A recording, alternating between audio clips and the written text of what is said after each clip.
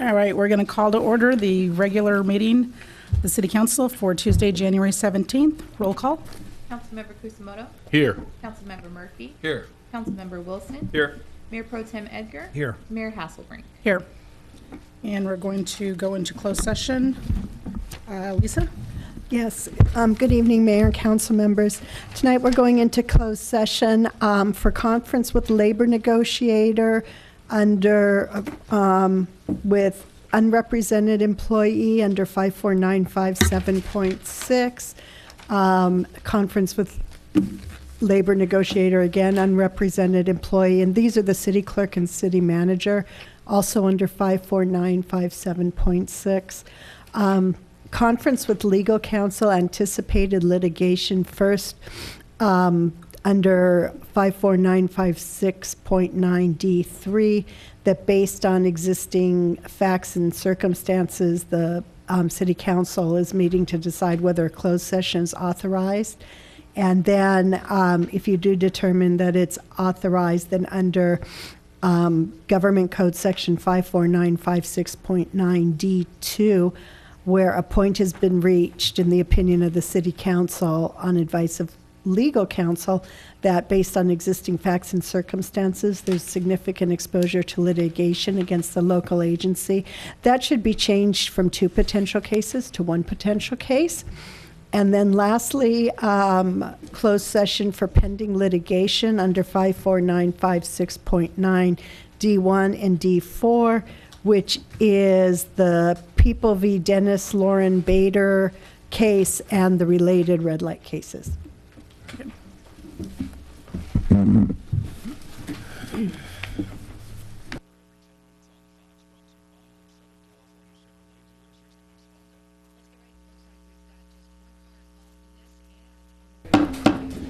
Okay, we'll reconvene the city council meeting. City attorney, if you could report out. Yes, thank you, Madam Mayor. Council did meet in closed session with labor negotiator me and on both of those items, and is not finished, but will continue at another meeting, whether the next regular meeting or perhaps a special meeting. And with regard to the litigation matters, those closed sessions will continue at the close of this meeting. Okay, thank you. If you could join me and stand for the Pledge of Allegiance and then remain standing for the invocation by Mayor Pro Tem Edgar. Ready, begin. I pledge allegiance to the flag of the United States of America and to the republic for which it stands, one nation, under God, indivisible, with liberty and justice for all. Please bow your head.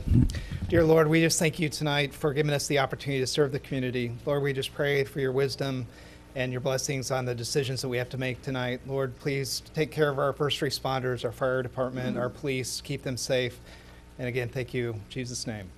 Amen. If you could join me down for a quick presentation. Go.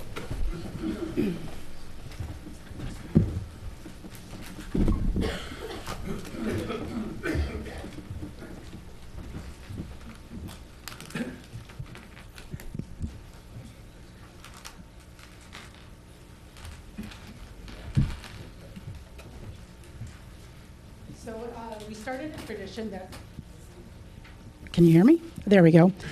We have a holiday decorating contest every year, and this year each of the neighborhoods decorated their homes, and we had 12 judges who came out to the different neighborhoods and awarded first and second place. And so tonight we have some of those awards here, and on the slideshow we have some of the houses that were decorated. Let's see. The residents from 3522 Thor for Old Dutch Haven. Are you here? Okay. College Park North, 3782 Finley Drive. There we go. Yay! Thank you. Congratulations. Thank you. You get to come on up. Come on up.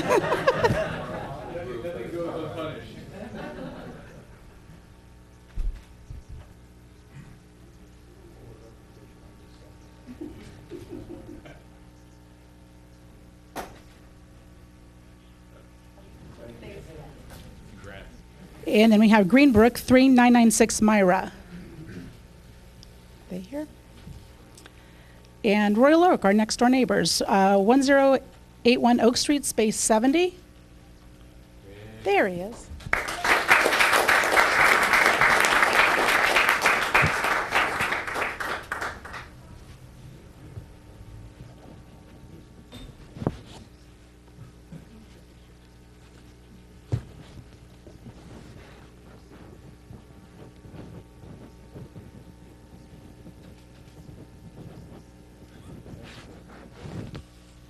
Is that it? That's it. All right, thank you.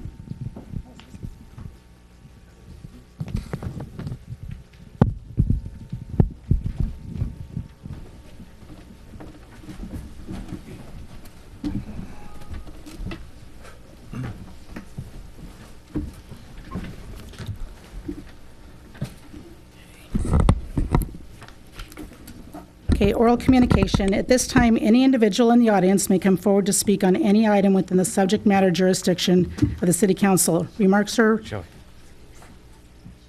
Oh, did I? Oh, I'm so sorry. Okay, I'm sorry, we're back to presentations. Presentation by Becky Esparza for Orange County Human Relations. She needs her mic back. We need the podium back. Trying to leave me early. I know. Presentation.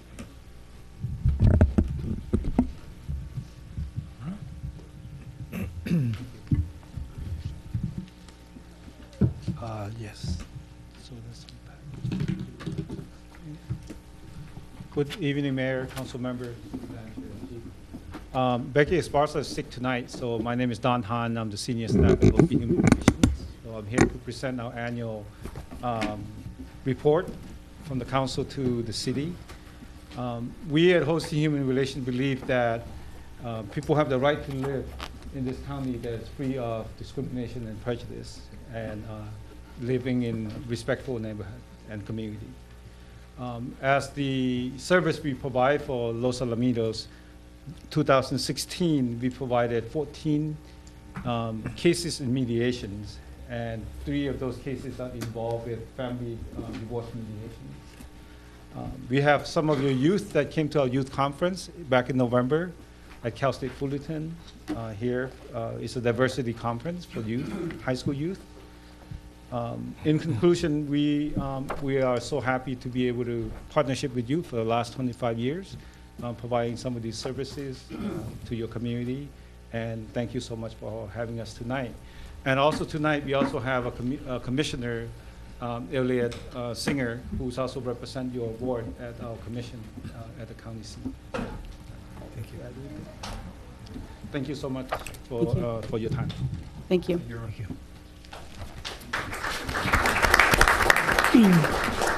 Next, we have the Orange County Fire Authority presentation on our emergency service delivery enhancements. Okay,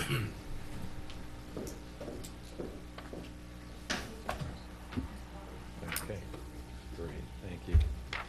Good evening, Mayor and council members. I'm Battalion Chief Steve Edwards. I'm here filling in for Chief Cruz to do a presentation about our service enhancements for the upcoming emergency service delivery here in the city of Los Alamitos and adjacent cities.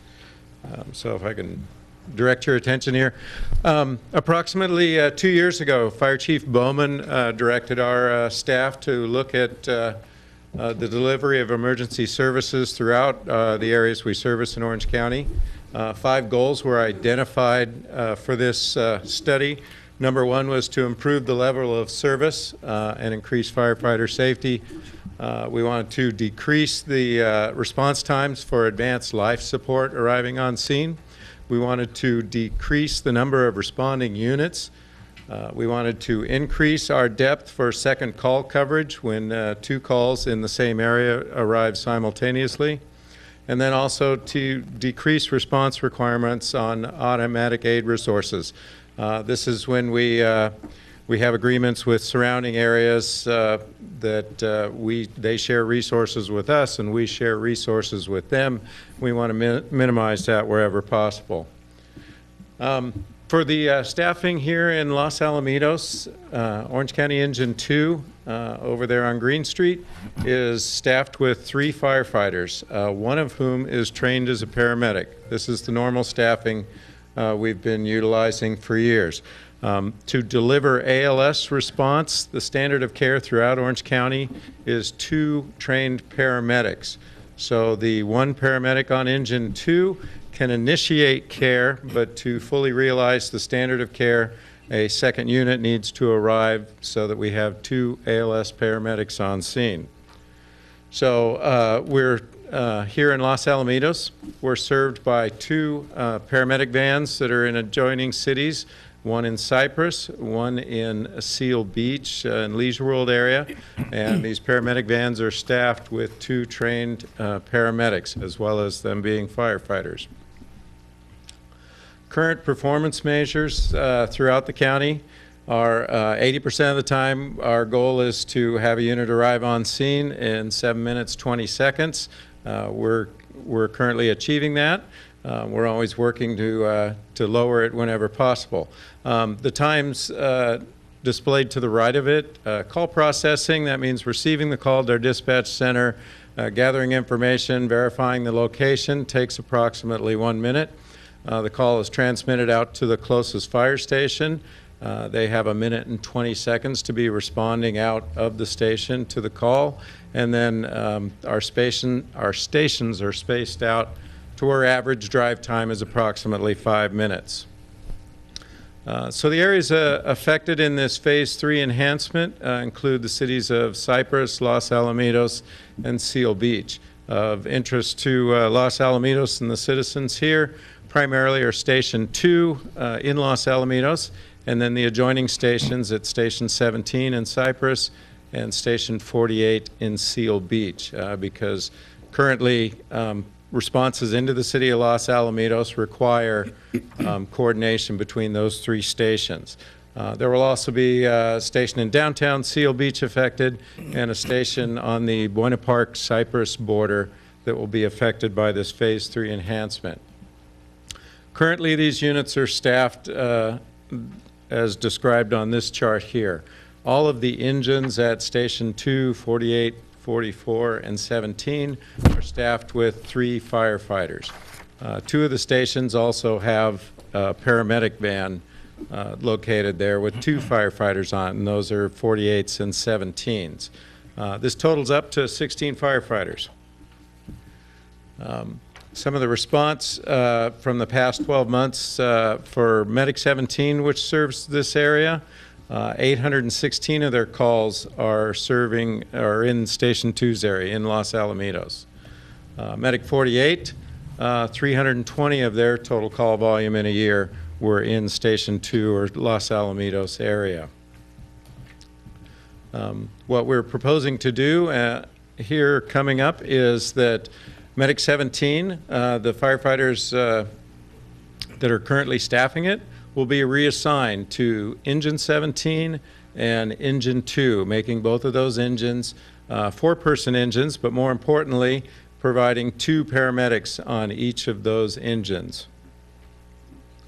Going through the staffing again, once we do our revised staffing, all the engines mentioned previously, 44s, 48s, 2s, and 17s will all be 4 firefighter staffing, and each of those engines will have 2 paramedics, 2 trained paramedics on the engine.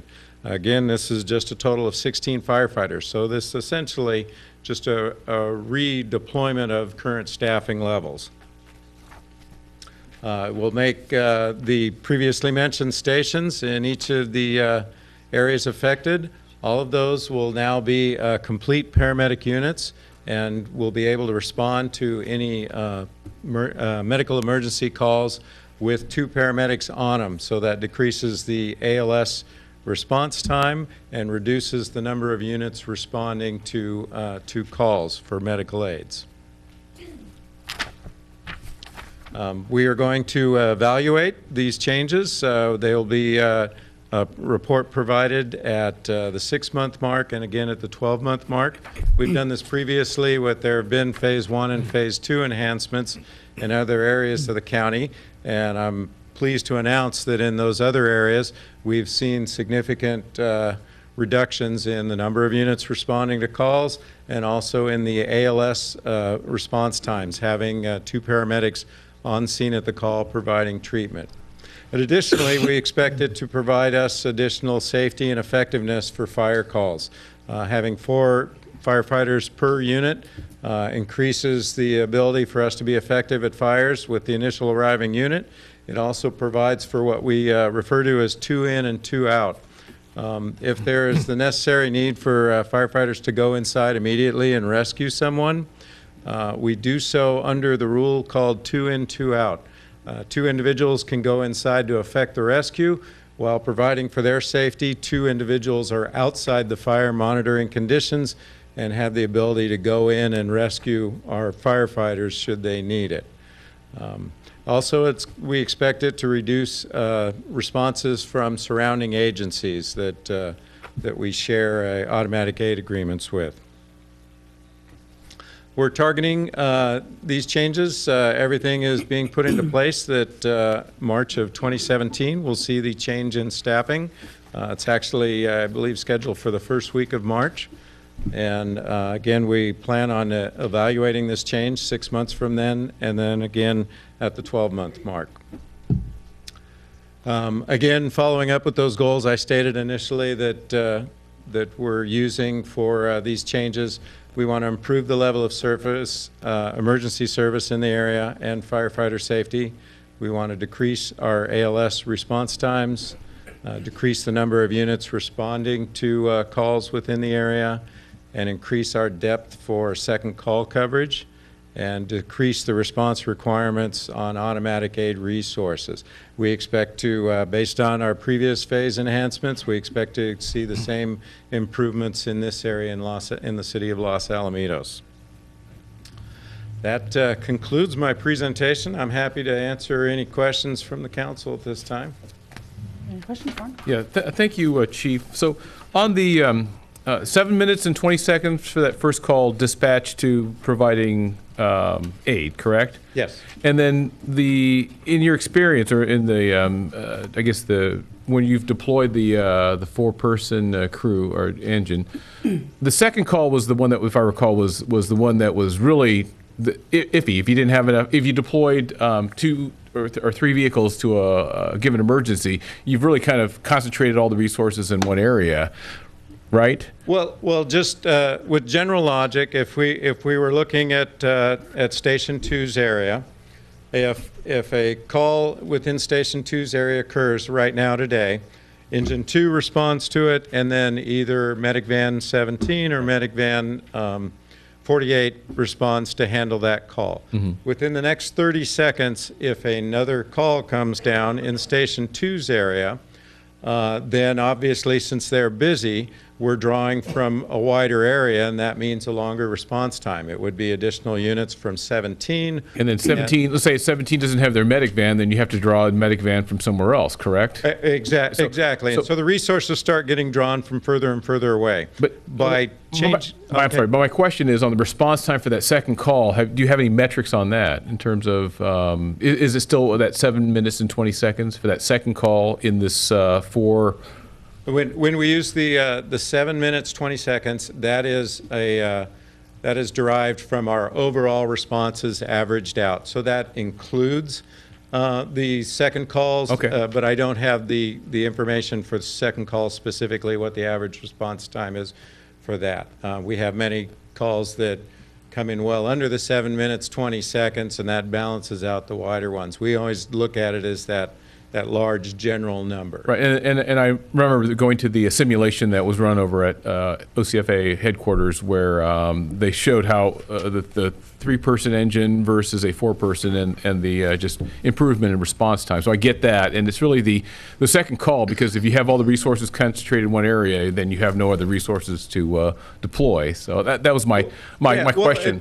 And exactly, with this new staffing level, when those 2 calls go down, relatively simultaneously in 2's area, 2 will handle the first one, have an excellent response time to that, but the next arriving unit that will handle the second call is coming from closer in, and it's only one unit rather than requiring two more Right. from various stations to respond. So that's where we hope to see dramatic improvement. I understand. Thank you. Anybody else? Yeah, I've got a couple questions. So, a firefighter and a paramedic, same skill set?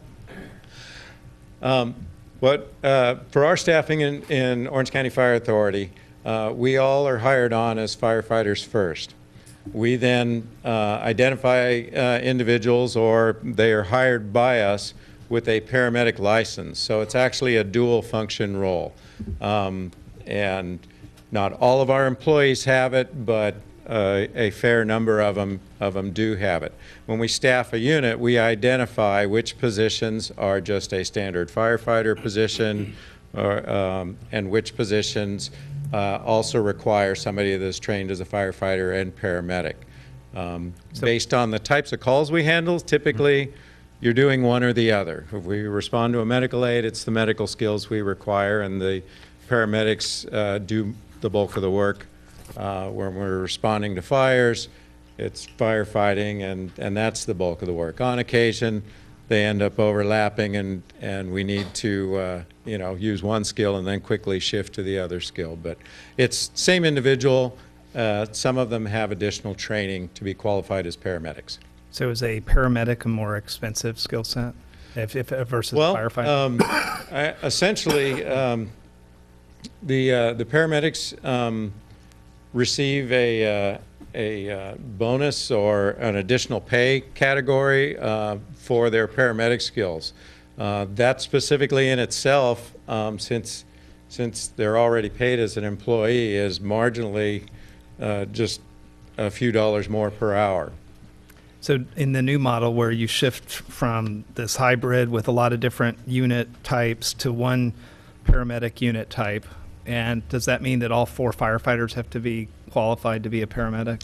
No. The staffing levels and the positions, and where I said some of the positions would be identified as requiring a paramedic license, within the units that I described there, it's no additional requirements on staffing. It's just relocating. The 2 firefighter paramedics that are currently on a paramedic van, that van will be decommissioned, and their work locations will be changed from the van to Engine 2 and Engine 17. It adds personnel to those respective engines, and also provides additional, it provides that 2 paramedic standard of care that we recognize here in Orange County. But it's essentially just relocating existing personnel in those 4 stations that were talked about. Okay, and then just, I guess, in final, your objectives that you're trying to accomplish on the back page, the delivery enhancement, the goals, really focus. It's hard to argue with safety, but if we could just talk about cost and the union contract, because I know when I was on, they were trying for 4 people per engine at that point. Is this a part of a negotiation that you guys did with the unions? This was a directive that came from Fire Chief Bowman. It was identified early on as one of his prime directives. But he's not there anymore, right? Pardon? Yeah. Is Bowman there Chief now? Bowman is Okay. still our current fire chief. He replaced Fire Chief Richter. Okay, so when through the negotiation that you guys were doing, is this part of the settlement of that negotiation for the union contract? It's unrelated to the union contract. Okay, so what cost-wise, what does that mean to the taxpayers? Is this a more expensive delivery but better safety measurements, or how would you characterize it? Well, again, in the specific units that we addressed here, there's no cost. It's literally rearranging our staffing from using a couple of paramedic vans to having all the personnel staffed on fire engines. The engines are already existing. The personnel are already existing. This particular phase enhancement, there have been countywide within other areas, there were a couple of positions that were additional that were added to the department's overall staffing in different areas, and those were generally, we tried to arrange for grant funding to assist with the funding of those positions as they came on board. If I may, though, Chief, it was cost neutral because you're redeploying existing resources. But I think the real the difficult part is the cities that lost the paramedic that was deployed somewhere else were the ones that would be of concern. So the net for us, it's plus, right? We end up picking up one more paramedic, and then one of our neighbors lost one, and that was the hard decision that had to be made. So. Right. And then I think what you're talking about, the additional firefighters or paramedics, that was down in Dana Point. Is that the ones that you're thinking about? Because they had some vacancies that had that had existed for a long time, and finally I think the authority was able to get them funding in place to go out and fulfill those vacancies. Exactly. And then that kind of moved right into the four firefighter engine at that point down in South Exactly. And I think you can look at a lot of this this philosophy and changing of staffing is an evolution of paramedic service and program.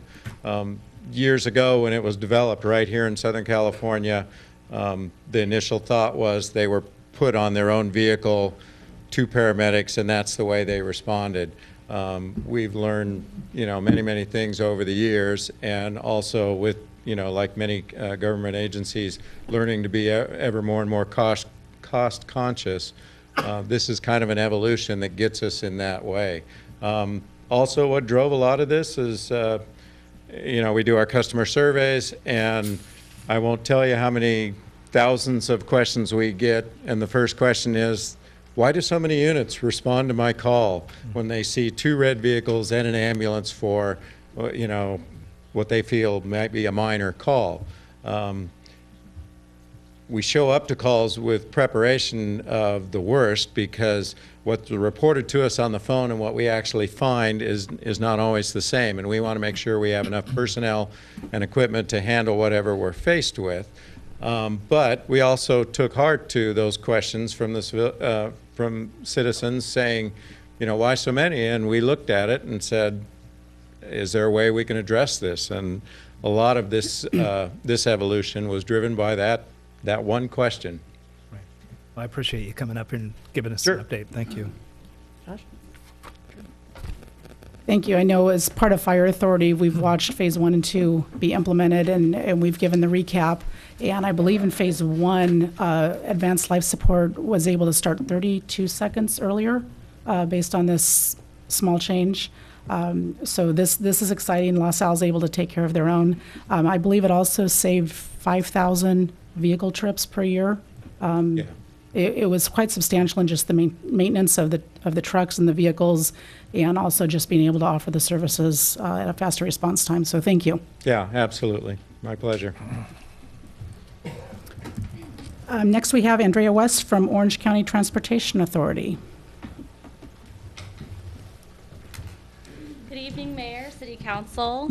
As we get our PowerPoint pulled up, my name is Andrea West with OCTA Government Relations, and it's my pleasure to be here this evening with our team to provide you with an overview of the 605 Catella project, and also a brief update on the replacement planting project for the West County connectors that completed that project just a few years ago. If there's any questions you have related to other OCTA projects or programs, we'll do our best to answer those this evening, or we're happy to come back to a future meeting with more in-depth presentation on that item. I have Jeannie Lee with us this evening, who's a project manager, so she'll walk us through this PowerPoint, and we have some other members of our technical team here to answer your questions. Thank you. Thank you, Andrea. Good evening, Mayor Pro Tem Edgar and members of Council. My name is Jeannie Lee. I'm a project manager from Highway Department from OCTA. I'm here to present 605 Catella Avenue Interchange Improvement Project. OCTA came to present this project a couple times in the past to Traffic Commission back in September 2014 and the council meeting last year, February. So they're a key project partnering agency involved in this project, and I would like to acknowledge Caltrans as the lead agency and facility owner, OCTA as a project sponsor and implementing agency, and City of Los Alamitos in Long Beach as a project partners, but project limit is primarily in Los Alamitos. All the partnering agencies have been involved since the day one of the project study report, project development support, which is the previous phase of the current phase, which started back in July of 2013. So PSR identified the interchange currently experienced congestion during peak period, and the existing geometric elements do not provide needed optimal traffic operations. The interchange has a high concentration of congested-related accidents, and interchange currently has discontinuous facilities for both pedestrians and bicycle traffic. The purpose of this Measure M project is to improve freeway access and arterial connections, improve interchange traffic operations, enhance safety, and improve pedestrian and bicycle facilities within the project limit while minimizing adjacent right-of-way and environmental impacts. The improvements will serve communities of Los Alamitos, Cypress, and Rossmore. The project will modify interchange ramps and lane configuration on Catella Avenue from Coyote Creek Channel to Civic Center Drive. So this is the project area, highlighted in yellow. And I would like to highlight some major improvements that's included in this project. So the project will improve lane continuity on Catella Avenue through the interchange. For example, lane continuity on eastbound Catella with the 3 throughput lanes will improve the capacity of eastbound Catella as it goes through the interchange, and numerous other lane continuity that we're providing. And also, we're providing signalized northbound ramp intersection. This is where it was identified as above statewide average congestion-related accident per hotspot analysis that was done previously. And signalizing this intersection will provide safety for all modes of transportation, not only vehicular, but pedestrian and bicycle traffic as well. And add a second lane to northbound exit ramp to accommodate high exit volume. Keep in mind that the second lane is added only at the freeway segment, where it helps drivers to make a decision which off-ramp lane that they need to take off. And this does not add capacity to the off-ramp itself. Also, another major improvement that I would like to highlight is improved pedestrian and bicycle facilities on Catella Avenue through the interchange. Signalized intersection crossings, providing standard travel lanes and shoulders width, and then lane continuity, they're all for the safety features. We're currently in the process of developing highly detailed traffic simulation, which will use as a tool to confirm the purpose and need that I just mentioned to you, and associated interchange improvements. The city is involved in continuing the development of the project, and we're working closely with the city staff to coordinate the future development along the Catella Avenue in our project area. So next slide presents the schedule and funding for this project. The funding source is M2 for the environmental phase only. The city of Los Alamitos has been involved, as I mentioned, in the previous phase from the beginning to the end, which was from July 2013 to May 2015. The environmental phase of the project was initiated in late August of last year, and it's anticipated to take about 24 months. We're anticipating the environmental document to be circulated for public comments around spring of 2018 next year.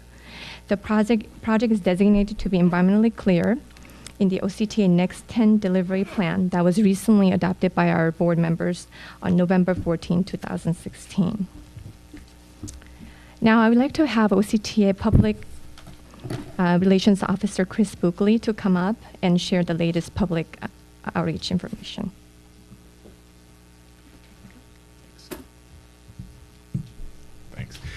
Good evening, Mayor, Mayor Pro Tem, council members. As Jeannie mentioned, my name is Chris Buckley, and my colleague Jessica Lopez and I are in charge of public outreach on this project. We'll be joined by Westbound Communications on the project, and our objective is basically to generate public awareness, identify key community issues, really get a sense of what the public concerns are, and encourage public engagement and public comment in the process. This is the time for them to really get involved in the project. One of our first steps is to meet with key stakeholders. There are a wide range of them, as you know, going from next door here, the Lincoln Property Company, you know, the Village 605 folks. We want to engage folks from Los Alamitos Racecourse. We want to talk to everybody, you know, from the Lutheran Church across the street all the way to Cottonwood Church, the medical center. We've got all of the schools close by. So we'll talk to those folks. We'll get a sense of what their concerns are, and we'll try to catalog those concerns so that we can have them going forward and get basically be a voice at the table for residents, for business owners, for all community members. Some of the strategies that we'll use, we'll develop an easily identifiable project brand, right? So people know what once they see it, they'll know that they can get information about the project there. We will take a bilingual approach to that. We'll also have a project fact sheet, a web page, a phone number. We've done this with other projects, and it seems to work really well. We will have direct mailers. We'll do community surveys. We'll have an email blast on a regular basis. During the environmental phase, the email blasts are typically fewer than, say, a phase like pre-construction or construction. The idea behind all this is that we develop a database of these key stakeholders. We develop a database of issues, and we can cross-reference those. We can look at them geographically. We can look at them in terms of issue. We can look at them in terms of level of concern. And as I mentioned, bring those issues to the table during this environmental phase, so that the city and Rossmore and Cypress, everybody has a sense of a voice in the process and a seat at the table to the best that we can. So with that, if you guys have any question on the 605 Catella project? Any questions? I do. So if you can go back to page 2, trying to understand what the project is all about. So, and it's very hard to read. Maybe a tip is don't use white letters and yellow background. Sorry. Yeah, but when you look at, so you said you're going to put a metered on-ramp light on that on-ramp right there. Is that what you're talking about? Right. So there'll be a stoplight here that allows 1, 2, or 3 cars in at a time? And the reason is that because you said it's a higher accident rate, higher than whatever? Statewide average congestion related accident. Because of cars that are entering the freeway too fast? Is that why? Currently, there are cars that's entering from traveling from the eastbound direction facing west and trying to get on the on-ramp, as well as there's a HOV lane on the there. And so there's a lot of based on the data that we looked at, it's more congestion related, meaning either side swipes or if there's a low speed that it might have rear-ended type of accidents. That's what is shown currently. And so this will help. And also by doing so, when we were out there, when we did a job walk, it wasn't really, actually one of our team members almost got hit by a car trying to get on the on-ramp. So by signalizing, it provides definitely the concerns that we have as far as this bicycle and pedestrian safety. But then the signalizing of it'll be so many cars that have to be stored, right, in a queue somewhere, right? And that's something that we're going through. Go ahead. And then that will back up onto Catella on those cars going typically westbound, right? Right. And so as it is, without a queue, without a signal light, the queue is really terrible as it is right now. So you're going to add something, it's a natural stop, or a natural stop that will make people, it'll further back up Catella. So that's a concern. Mm-hmm. Now, the other one that you mentioned about the eastbound traffic, so I take it's on the south side here, you're going to do something to improve the merging of the 4 lanes here. But you don't talk about westbound where we have that really strange merge from left to right, which we've tried to address several times with Caltrans and got nowhere. So why are you improving something that, in my mind, doesn't need to be improved, and really not allowing us to improve the thing that needs to be improved? It seems kind of backwards, and that's not a question; it's just a statement. Sure. Now, the other one is on the off ramp of the northbound 605 off ramp. You said you're not going to increase the capacity of how many cars that can be held in that off ramp by going to the 2 lanes. So 2 lane. Let me see if I could. Right here. So you're gonna go to 2 lanes, which in my experience of driving, and I drive that 5 days a week, Sure. I don't see any backup at all. And you're gonna go 2 lanes and not improve capacity. Why are you going 2 lanes? Sure. So as far as the northbound off-ramp, the second lane is being added in function of the high exit volume, which based on our studies that's done in the past PSR as well as the hotspot analysis that was done for the 91, 605, 405 hotspot analysis that was done. Based on those data, they show that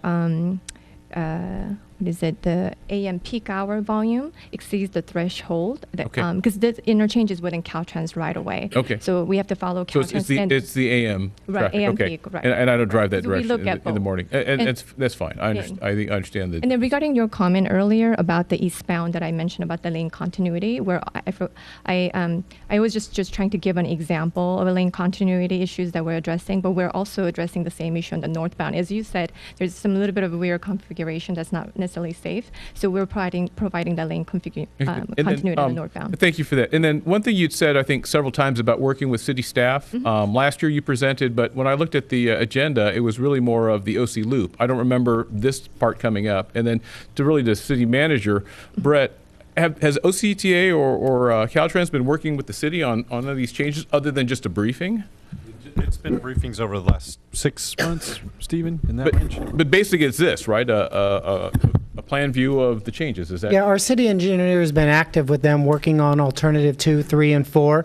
And then earlier this year, I brought some of that information to you guys. Okay, because and I remember that briefing, but we've had some when you've said you're working with the city, with the toll lane on the I-405, that really wasn't working with the city. That was really telling the city what you're going to do, and this kind of feels to me the same way. And I really, if you're going to work with us, I would really appreciate your work with the city staff because this came to me as somewhat a surprise. Thank you. No other questions. Okay. I just wanted to mention that Dave Hunt, one of the city staff, has been involved in our monthly project meeting from the previous phase, which was back in 2013. And in the current phase, he's also involved as well. Thank you. I'm concerned about the 605 off-ramp on the southbound. When you're southbound on the 605 and you make the big circle, when you enter Catella, that to me is one of the most unsafe spots in the city because you're first of all, the cars that are on Catella are coming downhill over the bridge. If they're doing 60, you're lucky, okay, unless the traffic's backed up. But I mean, if it's open, it's very dangerous. And for the person who's making the turn, they are now going downhill, but looking back, trying to look back over the shoulder to the left.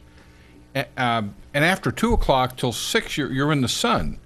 So it's almost like a blind spot there. And I know one of your options is to consider having a dedicated lane there and then only having one dedicated lane on the northbound side. So I'd really like to encourage you to look into that as much as possible and take the dangerous part of the southbound. We can get rid of that. There's room to get rid of that. Right. Absolutely. Okay. And that's something that we're studying right now. Yes, I know it's one of the options. Yes.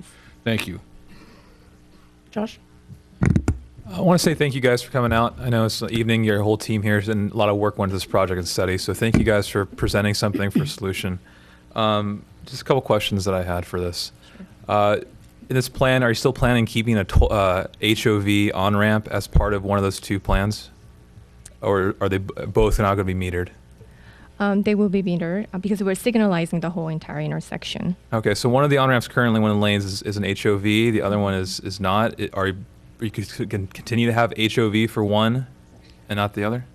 That's something that we're currently studying. As I mentioned, we're doing the more detailed traffic microsimulation analysis to look at it further and support or validate and confirm our purpose and need of the project and some of the improvements that's proposed. Okay, so you guys outlaid a lot of outreach. It sounds really great, and you have the project here too, but we're going to try to hopefully sell us to the residents and the community as we're going to try to improve traffic. We're going to improve the flow and safety. But how much is this really going to improve before it's back to what we have? I mean, we're going to continue to grow. Is this more of a Band-Aid to fix a problem within 3 years, or are we actually addressing the issue and really investing for a long-term solution? So the main congestion on the Catella backup is stems from actually the poor operation at the Catella and Los Alamitos intersection. So without addressing that, actually the congestion part of it may not be addressed entirely. However, and per Measure M2 legislation of this project, the improvements are intended to improve access to and from 605 Catella Avenue. So improvements of Catella and Los Alamitos intersection is not as a part of that commitment. And so it's not part of, it would improve the operations of arterials, but it doesn't improve the interchange itself. Okay. Another question too about loading up on those, say the off-ramp from the 605 north, is you're not adding capacity within inside that. My staff work over your local credit union. You know, they battle a lot because trying to get the school traffic and getting on 605. You know, that's a very long and it's very unsafe because it does back up when the 605 and actual travel lanes. So when you talk about not adding capacity, are we really not going to address the AM traffic that's building up and that sometimes spills into the actual, you know, motorways within those lanes of the 605?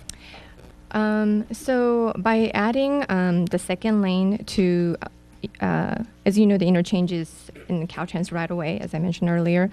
And by adding the second lane, it's more on the freeway side. So it helps with the main line queuing, actually. Okay. And we're looking, as I mentioned, we're doing a little bit more further detailed traffic study. I guess for my part too, I would hate to go for the trouble for all this public outreach and doing this to almost, you know, Warren's point, we're saying, hey, this is what we're really going to do. And if this outreach is not going to actually provide substantive change based on the comments from our community, then why bother going through the expense and hassle instead of actually looking for a solution that's going to, for the long term, like 20-year plan to know that if we are going to grow our city and grow community, and if we know we're going to add toll lanes, and if we know we're going to add a retail development or anything else that's going to really impact this area, address it holistically instead of just putting a Band-Aid on the issue. Right. And we've been working closely with Dave Hunt. As I mentioned, he's been coming to our monthly project meeting. So he's been sharing with the city's development plan, which has been incorporated in our traffic studies as well. So thank you very much. Appreciate it. Thank you. Any more questions? Thank you. Okay. So again, I would like to thank city staff, Dave Hunt and Stephen Mendoza, for all their involvement and help along this process and this project. So next, I would like to provide an update on West County Connector Replacement Planting Project. Recently, West County West County Connector Improvement Project from Valley View 22 to north of 405-605 interchange has been completed, and this is a follow-up project to provide a replacement planting. The construction for replacement planting was initiated back in August of last year, and contractor is currently working on installing some new irrigation system. Contractor began with some cleanup and checking the existing irrigation system throughout the project area. That has been followed by installation of a new irrigation system in the 22405 Valley View Street area. The contractor will be moving west towards Seal Beach Boulevard to complete those installation where necessary. Once the irrigation systems are in place, the contractor will move back to Valley View to begin planting, again progressing towards Seal Beach Boulevard.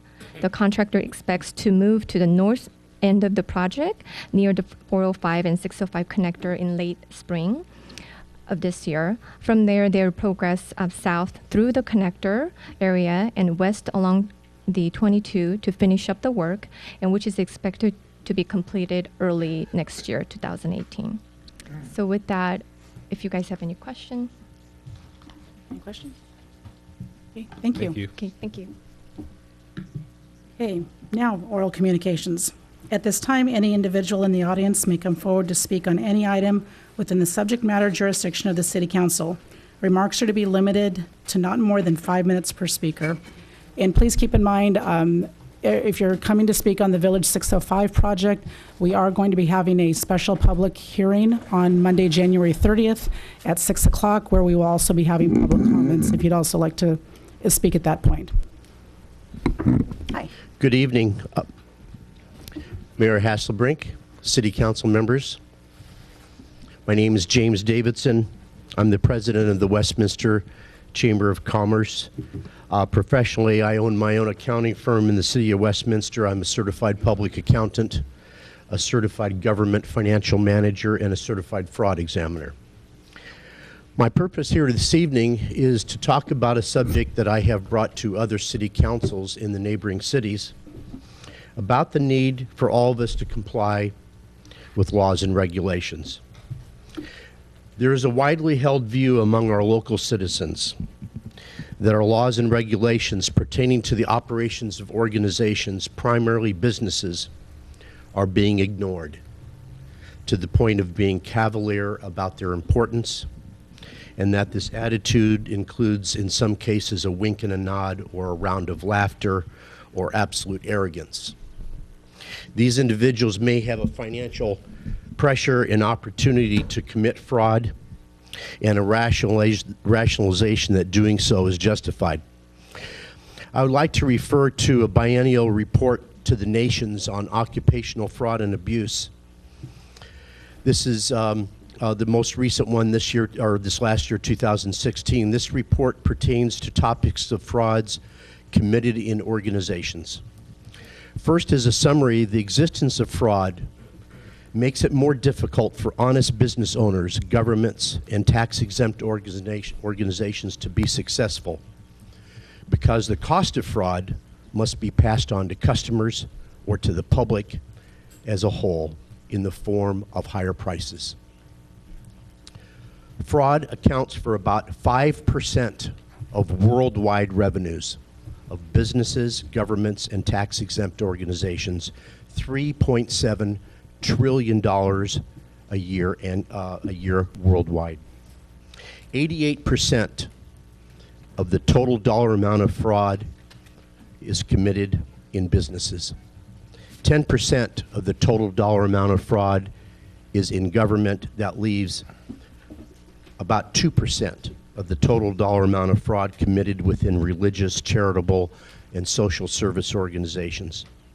88% of the total dollar amount of fraud worldwide, and 87% in the United States, is committed by managers, business owners, and executives.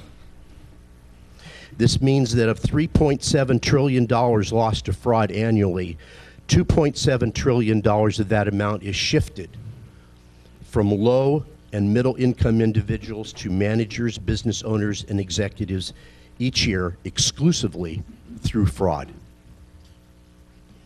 The effect on families.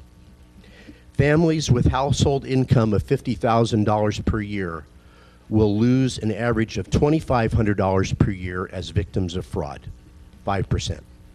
In a lifetime of 80 years, calculating the loss beginning at age 20, that is $150,000, and this number does not include any interest that could be earned that would provide additional resources.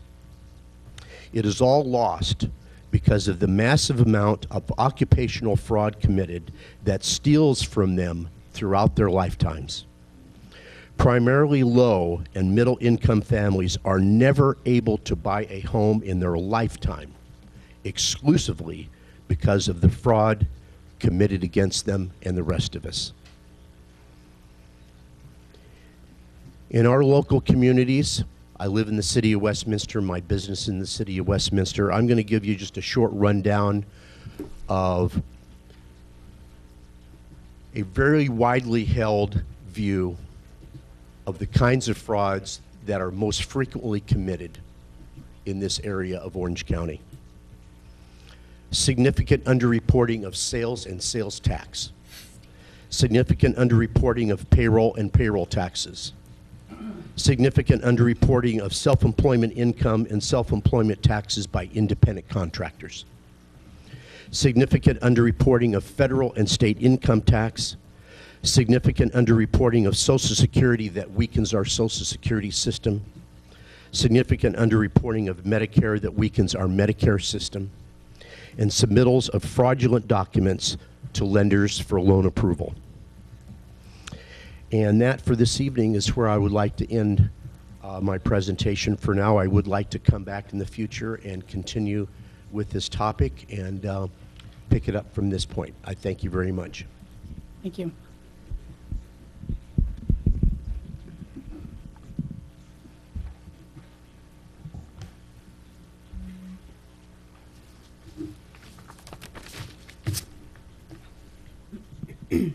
esteemed Mayor Hasselbrink and Mayor Pro Tem Edgar and the rest of the council and staff. Thank you very much for allowing us to speak this evening. My name is Sherry Kropp, and I'm the superintendent for Los Alamitos Unified. And I wanted to talk on two topics this evening. The first one is the median beautification project. I love it. I can't wait till it's beautiful, but I'm asking the council to respectfully delay the start of that project until the summer. If I read it even somewhat correctly, it looks like it's a project that could be done in the summer. And as you know, we also have been working hard on mitigating efforts to mitigate traffic. And so if that project could be delayed till the summer, that makes a big difference than running from May till the end of the June. So I would respectfully ask, if it doesn't impact the city, that delay would mean a great deal to us. The other topic I wanted to just briefly mention was the sign that's coming up. And ours really is, again, I respect the city's right and the necessity to advertise and all of that. We would ask that you consider, we sent a letter about the size and the location of the sign and what it will do to our field. We believe that that's quite an area that will never dry out and could permanently damage that portion of the field. And so, as you know, painfully and personally, we spend hundreds of thousands of dollars on our field. And so we're concerned about that, if they could look at that. And that is it. Thank you very much. And Happy New Year. Thank you.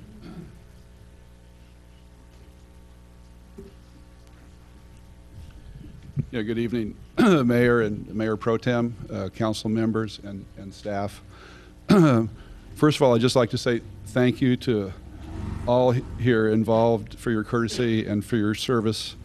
And the first thing I'd like to do is just give a simple thanks to the Traffic Commission for recognizing, I think, the need to lengthen the green light time going south from Walnut to Wallingford across Catella. It's a great need.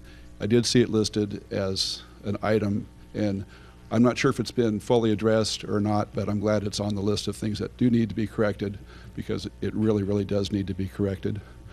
The other reason I'm here is just very, very briefly, and thank you, Mayor Hasselbrink, for mentioning the appeal pending for January 30th, I believe, regarding the Village 605 Center on Catella right next door here. I think it's regarding concerns with the freeway sign, the environmental impact report, and traffic. And I'm just asking, please, all interested parties, please educate yourselves regarding the issues and attend the appeal hearing. All the information, I believe, is available online one way or another. This is another chance for the public to participate, or if not participating, to just take what they get. And thank you very much for your attention and for your courtesy. And can you say your name, please? Oh, I'm sorry. My name is Douglas Smith. I'm your neighbor. Thank you. Thanks.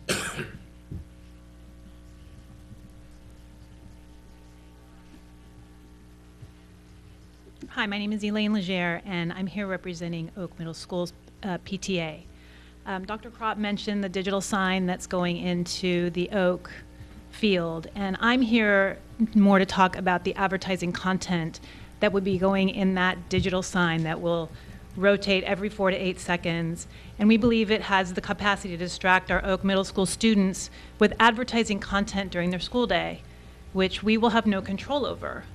Let me repeat and ask that as a question. Once this sign is built, will the City Council, School Board, Oak Middle School faculty, or PTA have any control over the advertising content that is on that digital board? Let's imagine a typical late morning on a weekday. Middle schoolers are out for PE, playing a game of soccer or jog around the track, and the billboard is flashing every 4 seconds, rotating ads for beer tasting, dollar French fries, and lottery scratchers. And we don't even know what other tenants are going in there or what other advertising they will put up there. The point is that once the City Council approves this sign, will we have any control over the content whose most captive audience will be 1,000 of our 11 to 13-year-old children? This type of project is not something that we can be proud of. As parent of 2 children in the community, every day I hear the pride of our amazing school system. Los Alamitos schools are the best in Orange County. They win awards and are recognized nationally. What I'm asking is that the city take extra care in the planning and development of this property and not use Oak Middle School as a mere obstacle in development, but that you plan this property for the betterment of our entire community, including our children and our teachers at Oak. And please take a good long look at this sign and consider if we should get rid of it before it's built. Ask yourself if this sign is really necessary. Isn't it a flashy and gaudy example of a property owner interested in their own development and potential revenue, but not the surrounding community and definitely not the children at Oak Middle School? Once the sign is up, it is not going away, even if we decide we don't like it. Please, City Council, represent us, represent our kids, represent quality education, and represent a community that we can be proud of. And please reconsider this digital sign.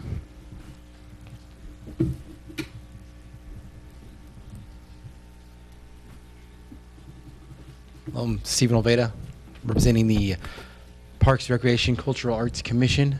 On a little bit of a lighter note here for you.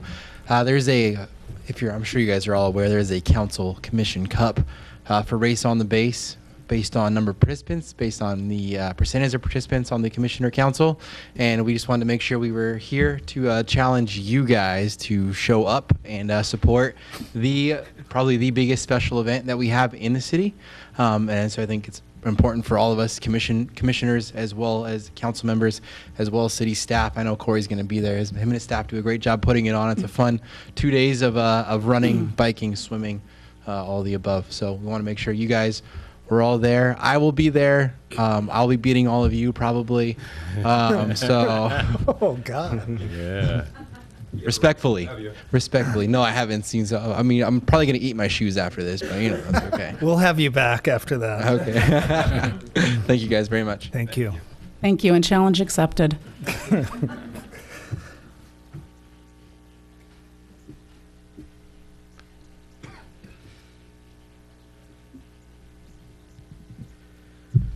Well, welcome, new Mayor Hasselbrink to 2017, incumbent council members and new council member. I think it's going to be a great year. And we're starting it off with a bang. The buzzword, the lightning rod, seems to be land use for 2017. It's been brought up at both ends of the county tonight. I know we're going to bring it up again on the 30th with regard to the 605 Village. I'd like to say just something preemptively. The beauty of institutional memory, I've been in this town a while, plugging away at some of the issues that confront us and confound us sometimes. One of those issues is our tax base. Years ago, I put our interim mayor, Henry Taboada, in front of a camera in which he said, we are dangerously upside down in tax base. We have 4, 5, maybe 6 industrial companies in this town that carry 50, 60, 70% of our tax base. Any one of which the fallout from our loss of them would result in probably loss of police services, et cetera, on down the line. I'm very happy to see that the council has taken an attitude of broadening our tax base out. This is something that the public has been agitating for many years, and it seems to be going that way, retail at both ends of the county as opposed to industrial. More trucks on Catella would have been a disaster. I'd like to just say a word, sort of, not preemptively, but just in anticipation of the meeting on the 30th regarding the 605 Village. I know it's going to be spoken of at a later time. But I'd like to point something out. In our rush to negotiate with a, I'm sure, very worthy developer for the development of our retail at the 605 freeway, I think we left a few chips on the table. And I think a couple of those chips that maybe we didn't look at quite adequately, and I listened and watched very closely at some of the previous meetings and staff reports that came forward. I don't think we did an adequate job of identifying pedestrian and otherwise non-vehicular traffic flow. I think we have several opportunities to increase local traffic flow into that new shopping center that would in fact mitigate at least some of the traffic, of the vehicular traffic moving into there, whose egresses are, as we all know, extremely limited. I'm thinking, for one, we have now and have invested a great deal of time, effort, resources, and treasure into our Coyote Creek Park. An extension of that park, less than a football field, would connect that whole strip of access to the backside of that retail area. I was out there the other day. I paced it off myself. It's a football field long. There is a trail that runs behind the fence at the school, at Oak Middle School grounds, that in fact would lead directly into the back of that shopping center. There were kids out there at the park, which you only see occasionally on their skateboards, just mulling around. They had nowhere to go. They had no destination. There was no there for them to get to. And I spoke with them a little bit about it, and they all said, hey, that sounds great. Why don't they do that? It's right over there. And it is literally just a football field away. A short extension would get us to that center. Pedestrian access. Let's face it, this is not a Cerritos center. This is not a center with an anchor business that's going to draw thousands of people off the freeway. This is a community center. It may be very desirous. It may be very beautiful. It may be exactly what the people of this community want, but we need access to it. And I think we could put on our thinking caps and do a little better thinking about how to get there without having to get into a car and go there. The staff, our development director spoke of in response to a question a few sessions ago, how do we get there by foot? Well, you go down past behind the rec department and take a left, and then you go on a little bit ways and go through a fence. I think we can do better than that. I think we need a pedestrian promenade, arboreal type of walkway that will get us, that will invite people to this center. I think we can do a little more thinking outside the box, maybe even alleviate some of the traffic, which is going to be extreme at that 605 bottleneck. And I think that we can have a very wonderful community center with very little additional effort involved. Thank you. Thank you.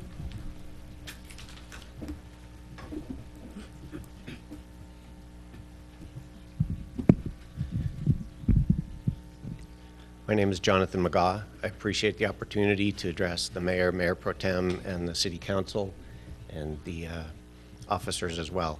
I live in Rossmore. I've lived here for 16 years. Before that, I lived in Cypress for 12 years. And what I'd like to speak to you tonight is something that I just heard tonight, actually. It pertains to the Village 605 Center, but we also heard about OCTA improvements to the 605 on-ramps and connectors. And my main concern is safety and traffic safety, public safety, and the ability to move the traffic in and out of this area in a safe fashion. And I don't know all the details. I haven't read all the environmental impact report of the Village 605, but my gut tells me that if the OCTA improvements that they're talking about are made, it's going to impact the environmental assessment that was done for that Village 605, particularly the westernmost exit out of that shopping center. That coupled with the proposed height of the freeway sign, those freeway signs, we've seen them in Westminster, we've seen them in Cerritos. They're a distraction, they affect night vision. They just don't communicate the values and the character of this community, in my opinion. So I would like you to reconsider those as well. I'll be at the January 30th meeting, but I wanted to at least stand up and let you hear my concerns of the new proposed improvements and how you intend to integrate those with the Village 605 upgrades. So thank you very much. Thank you.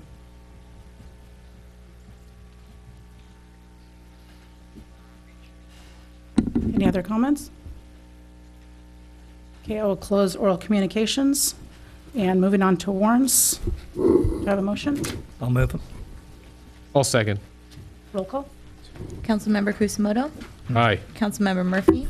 Aye. Councilmember Wilson. Aye. Mayor Pro Tem Edgar. Aye. Mayor Hasselbrink. Aye.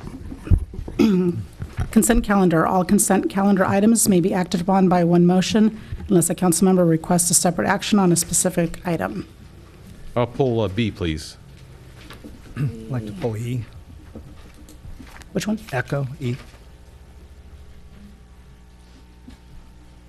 Anybody else? Do you have a motion for the balance? I'll move the balance. Oh, I'm sorry. Hold on. I need to, I'm going to pull C.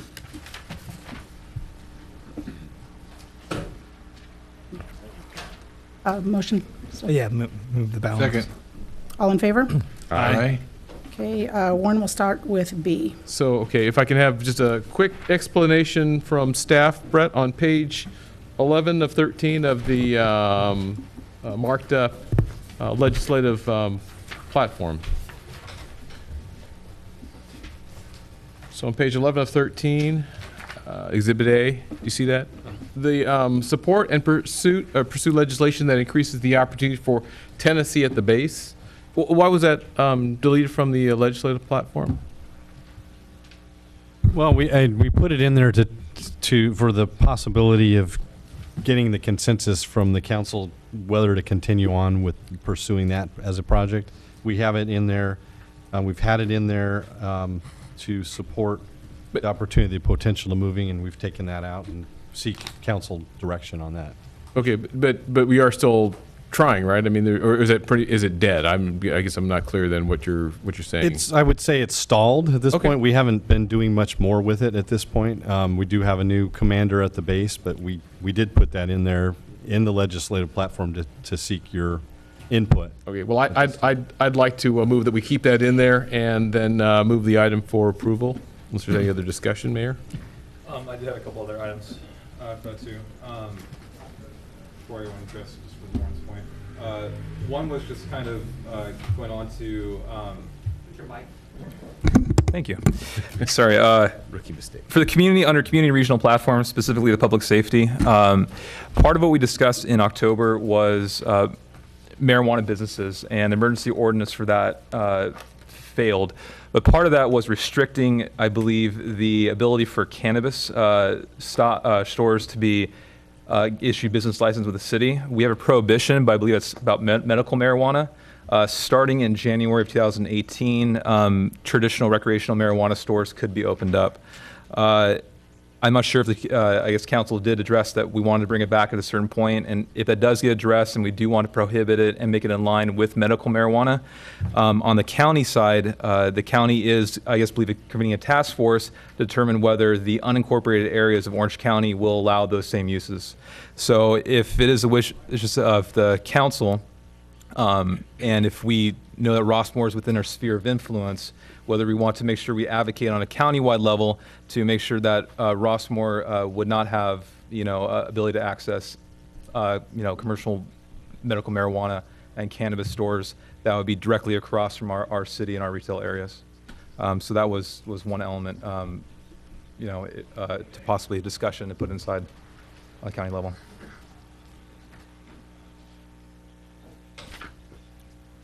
So you want to add on the county level? What page are you at, Josh? Is it page 10? So under the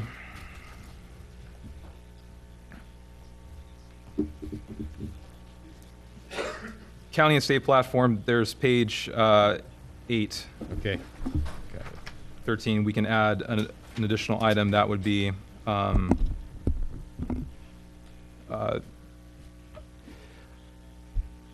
support restriction of, or support basically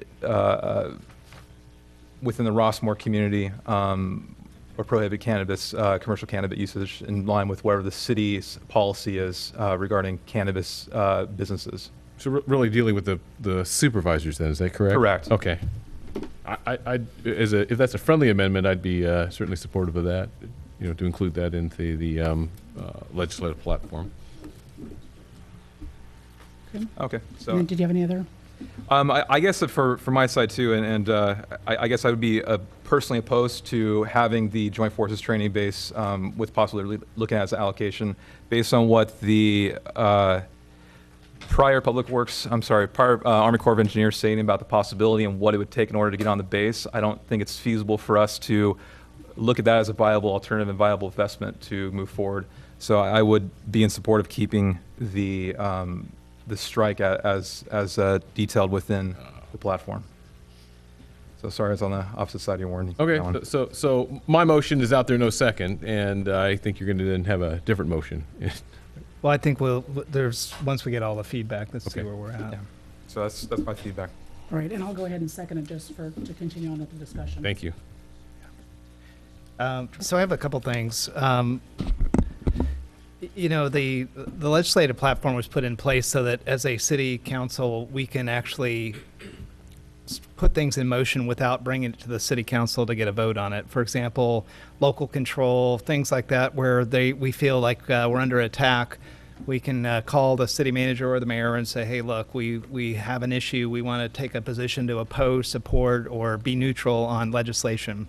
Many of us are on county boards. That's helpful too when at the board level, if you're on sanitation or fire or whatever, to be able to get the city to kind of get behind it. But I think where this legislative platform, I think, failed from my perspective was when we just had an issue next door in Cyprus and we had a full project in full swing, Measure GG, to redevelop and put 5,000 homes on the golf course or that area over there if that ever shuts down. We couldn't even get a letter out to take a position on it. So I think we should, if it's not this year, we should think about potentially opening this up. The way this document's set up is it's set up at the local, regional level, then it goes to the state and it goes to the feds. But there's not a lot of opportunity when you've got a real live situation right next door and you can't take an action. And at that point, you have to kind of go through. So I don't know. I think for me, this legislative platform needs some more work in the local area. And again, probably needs to be formulated, and maybe it's something we work on next year. I'm not going to push it. The other thing is that, you know, at the county level, if you're following what's going on, there's a lot of focus right now on trafficking, human trafficking. And I don't see a lot in, I know, Mayor, this is something that you've been very strong about, is I don't see a lot in here and taking positions on human trafficking. And the latest example that I would show that I think is something that we should have been able to very quickly react to is our own assembly member takes a position for decriminalizing for youth under 18 to be so that they don't get arrested. The legislation took a position to say, hey, basically at this point, we're not going to arrest people under 18 that are in a situation for prostitution. I'm on the Casa Youth Shelter board, and in the Casa Youth Shelter, we sit on that board, we see people brought in, and there's a decision point that the police have when they pick people up. They're either criminals or they get brought in to Health and Human Services and get put through the process. That is a timely issue. It got approved. There was a lot of stuff going on. But I honestly think that, you know, when we look at this platform, it's stuff like that is, you know, people that are trying to politicize policy that really is needed down in the trenches. We don't have an ability to react because within our platform, we don't have an area to be able to have this reserve force. So what I'd like to be able to see is maybe something at the county and or the state, because this was a state Senate Bill 1322 that basically took this position where we would be able to take quicker positions when this thing is getting a lot of visibility to tip to say, hey, look, to our assembly member, we may or may not agree with you. And at this point, it starts to paint a picture that some of us that actually spend time outside of being on the city council and running our companies, that things that, you know, are actually not needing to be politicized, they need to be actually dealt with. I think this needs to be updated to be able to do that. So for me, I would like to see in here, and again, maybe it's part of the bigger modification, is that we start talking about some of the things that are more consistent at the county and the state level with some of the hotbed items. You know, our city has the most nonprofits per capita in Orange County. You know, none of our legislation really focuses on it. It's all about local control and economic development. So I don't know. I would like to be able to see something in there to where we can go through. And just if you use as a surrogate the Senate bill for trafficking, where would that go in here? Just staff, from your perspective, when you look at this document, what category? I see here under state platform, page 8 of 13, economic development, environmental quality, public safety and homeland security, revenue and taxation, and transportation and infrastructure, and then but there's really nothing that has to do with some of the priorities there. So, and I guess as an aside, and I'd like to have an answer to that, staff, but on the side, I would agree with Warren that I think that we do need to keep provisions in the legislative platform for Tennessee. We don't know what's going to happen to that base in the next 25 years. And right now we learned a lot that there's huge hurdles, but think about this. We just lost our quote tenancy by being a pool partner. We no longer have a real vested interest in that pool after a 20-year lease. And I would hope that we would always be trying to be the city that at least would have the first right to come into a situation at the base if there was ever an opportunity. And if you don't have it in your legislative platform that you're telegraphing how important that base is, if it never was a base in the future, I think that we would be really missing opportunity. And I'd also say, staff, and a message to you is, I'm not sure, this is supposed to be more of the platform from the elected position. So I just thought it was kind of a bold move, just respectfully, to take the tenancy part of it out just on where you guys thought you were at. And I'm glad that we highlighted and talked about it in here. So back to my original question, is there an area in this legislative platform where we would be able to put the more softer social issues that we're trying to deal with in our community? I think, typically if they're softer social issues, they may be more controversial. And we talked about this earlier today. So if it is something that the council needs to discuss in more detail that doesn't cleanly and easily fit into an area of local control, or something that is more obvious where we can have the write a letter on behalf of the mayor and it fits into our platform, we have a lot of flexibility in that way. But if it's in a more gray area and it may be more controversial, we try to bring that back to the full council for consideration. Difficulty is the timing, because we may not be able to bring it back for a month, if in between meetings. And so we may want to put some flexibility to either the city manager review it with the mayor and mayor pro tem, or something along those lines, and give some additional authority that's not based on the full consensus of the council. That may be one tool that we have. But if it's a gray area and it's controversial, staff's going to want to bring it back to the council. Okay. So the recommendation on stuff like that is to really try to get it on the agenda by getting another council member to help, and then get it on the next scheduled That's agenda typically item. what we've done if it's fit into a gray area, or if it's something where either the League of California Cities doesn't obviously support it or oppose it, then we've brought it back in the past. Okay. Well, those are my only comments, and I think we should probably have a little bit more debate about joint forces. Like I said, I'm not trying to pick sides. I just want to keep my options open down the road. Thank you.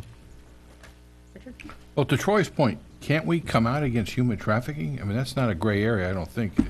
Yeah, that would. Can't imagine the pro-human trafficking lobby is going to. Yeah, it's just some of these bills are written, it's so arbitrary, it's difficult to see a clear-cut position. But if it's a position on human trafficking, opposing human trafficking, yeah, that's easily. At the state safety level seemed to me where it would fit in. Yeah. Just a sentence, to do what we can to oppose human trafficking. Yeah, we could do that. Yeah. And, I do agree with Josh that the base is going to be a huge hurdle. But I do think we need to leave the option in there, and not signal the base that we're done. Yeah, we definitely value the partnership. We're just getting at the difficulty, as alluded to, the Army Corps of Engineers and the obstacles that we have in our way. It may be something that is not attainable at this time, but we possibly could soften that. So we still value the partnership, definitely, of working either on shared services with the Joint Forces Training Base or working on future tenancy issues. We could modify the sentence as well. Under the right circumstances, I'd be interested. It's just, the hurdles are huge. I know when we had the meeting with General Reddix and the whole staff, and the lady from the base spoke, Cheryl Conant. Yeah, Conant, that, you know, one of the staff members when we left said, this is never going to happen. I think that was the general consensus at the time, but there's a possibility it will happen. As Troy mentioned, you know, we don't know where the base is going, you know, long term. It's always subject to BRAC or whatever.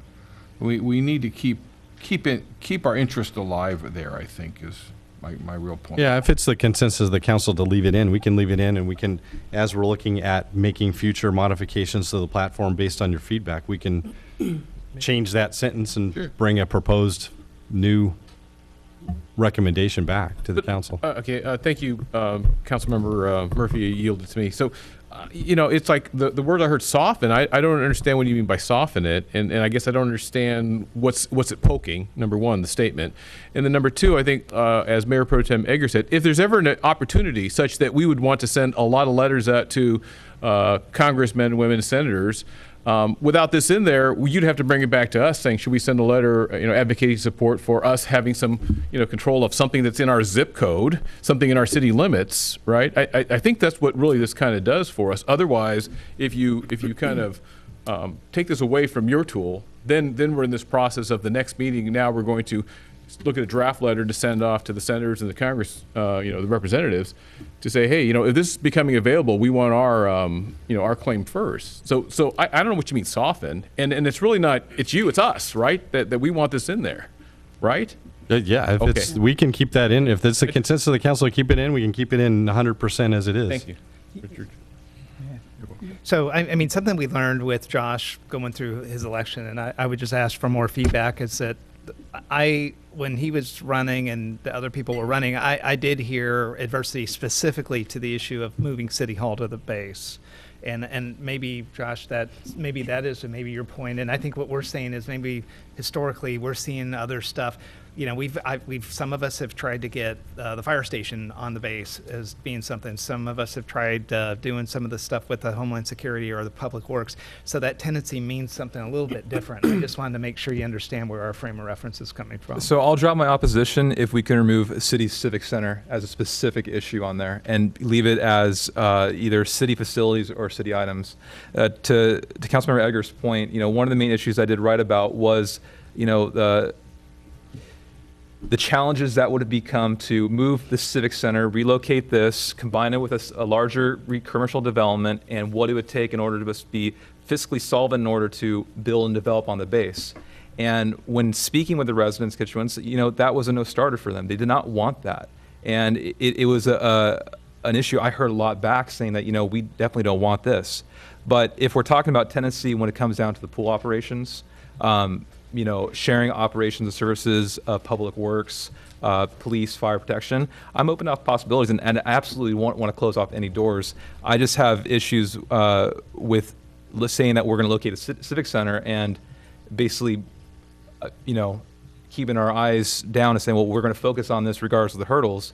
If we're going to keep it as a broad open for possible items, let's keep the language broad and not so specific for these items. And I would drop, say my you know, opposition for it if we want to keep it broad. I'm not used to going last here. It's kind of odd.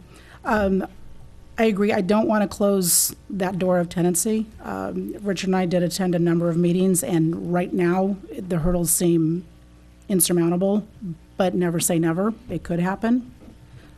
So I would just like to do the tenancy and partnership, because that's just keeping, I mean, let's make it really broad, because you never know what they would offer us. I mean, leadership changes there every 3 years, and you just never know what's going to happen. So I would like to keep it a little bit broader.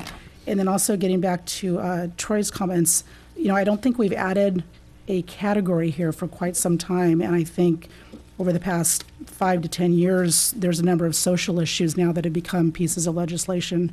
And it might not be a bad idea to add a category of just social issues that would involve, you know, human trafficking, homelessness, cannabis, massage, I mean, any number of things that we want to retain local control that we put in the county, the state, and the federal levels. I think that's a no-brainer as far as what we would feel comfortable as a group opposing or supporting based on those social issues. I don't think 5 years ago we weren't having these discussions about human trafficking in Los Alamitos, and now we are. So I think we we do need to be time sensitive and being able to respond within a day with some emergency legislation or however you may have it. And I think we're giving you the ability to do that. So we have a motion. Well, I think the motion has been probably, I'm going to withdraw it and then kind of let you phrase one that kind of wraps everything up. Will that be okay? Sure. So I'll withdraw my motion and let someone else make the motion that encompass all the nature of the discussion. We have somebody want to take a crack at it? Or we'll- Well, I think we're making a motion to ask staff to go back and to go through, make some of the minor changes, look for an area that potentially we could deal with some of the social issues, and just bring this back maybe for the consent calendar for the next city council meeting. Yeah, let me just clarify the direction that we have so far so we can incorporate that into our changes that we we bring back. So we'll, and I won't say soften, but we'll modify the sentence regarding the tenancy on the base to incorporate the comments that the council has given us tonight. And we will consider adding a category of social issues that would take into account things like nonprofits and human trafficking and other examples that you've given. And we will consider, we'll put a statement in to consider supporting the Orange County or Rossmore if they want to evaluate cannabis at the local level. Is that something that consensus of the council to bring that back as part of this platform or something Can I along ask- those lines? Can I ask on that, Warren? So the sphere of influence issue is the point, or I think it was Well, it's you, Josh, yeah, sorry. direct to Josh. So, I mean, the sphere of influence is a matter of fact. They are in the sphere of influence. We're just trying to maintain consistency. I think, Councilmember Wilson has picked cannabis as a specific example, but I think in general, we are trying to, have some consistency. So I definitely would support that. Yeah, we incorporate that into it. And then it may not be at the next time we bring it back, but based on Mayor Pro Tem Edgar's feedback, more analysis of work at the local and state level. And you gave the example of the Senate bill, so we'll take that into account when we bring that back. Probably that would be next year. The other ones we'll bring back sooner than that to you as a consent calendar item. Okay, so Yeah, that's the motion. I'll second. All in favor? Aye. And item C, I pulled that. I don't need a staff report. I just wanted a clarification. We received 3 quotes back in November. The 2 that are not being recommended to award had expiration dates of December 15th, December 30th. The one that is being recommended did not have an expiration date. Can we just confirm that that price is valid from last year's quote? Yes, Mayor Hasselbeck, we did bring that and took it back to the Chief Nunez and Captain Connolly. They looked at it. The 2, I think they were analyzing it at the time when it was not expired, the other 2, but the one that's being recommended does not have an expiration date. We were able to confirm that tonight. So I'll make a motion to go ahead and approve item C. Second. All in favor? Aye. And Mayor Pro Tem E. Yeah, I mean, it wouldn't be a good council meeting if I didn't pull something on Coyote Creek, so I just want to check that one off. So this is item 9E, which is basically the city's going out to bid to do the new bike path at Coyote Creek. I really don't have anything other than just thanking staff. If you knew the hurdles they had to go through, and everybody that's had to listen to this for the last year and a half up here is definitely glad that it's probably almost over. But again, thank you. And Stephen and David, thank you so much for... Yeah, thanks to David and Stephen for staying with it all the way through. Yeah, and so once this goes to bid and they'll actually start doing the bike path to finish off the Coyote Creek path, we're on a good timeline here finally. Thank you. Yes. And I did have one quick comment. Once again, I'm not used to going last, so I was going to pull this too. It's basically just, can we make sure that we let the Royal Oak HOA know when the construction's going on? Some of those mobile homes are about 5 feet from the bike path, and the sound of grinding asphalt and the smell of paving, just to be good neighbors, and also the school district as well, just so they know what's going on. Yeah, sure. We will. Do I really need to close it? I'm not adding anything to this. I just, or I guess we got to approve it. Right. So I'll Right. go ahead and make a motion to approve as I'll read. second. All in favor? Again? All in favor? Aye. Aye. I'm sorry. Thanks. Yeah. Okay, item T, public hearing. This is approval of plans and specifications and authorization to bid for Los Alamitos Boulevard Median Improvement Project. We're going to open it to public hearing, so any public comments? Point of order. Mayor, I have a conflict of interest. I have asked FPPC for a letter of opinion as my employer is on the boulevard, and pending that opinion, I'm going to evoke a conflict of interest and recuse myself from the meetings. Okay. Thank you.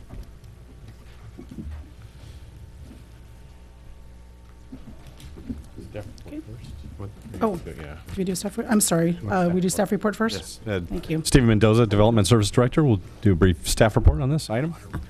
Thank you, Madam Mayor and members of the City Council. Beautifying Los Alamitos has been a goal of this. Los Alamitos Boulevard has been a goal of the city since 2010 when we first started the introduction of the Commercial Corridors Plan, and then we solidified those goals in our city's general plan. The beautification of Los Alamitos Boulevard begins with the raised center medians. If I could direct council's, the cameraman, and the audience's attention to this site plan, this concept plan up here.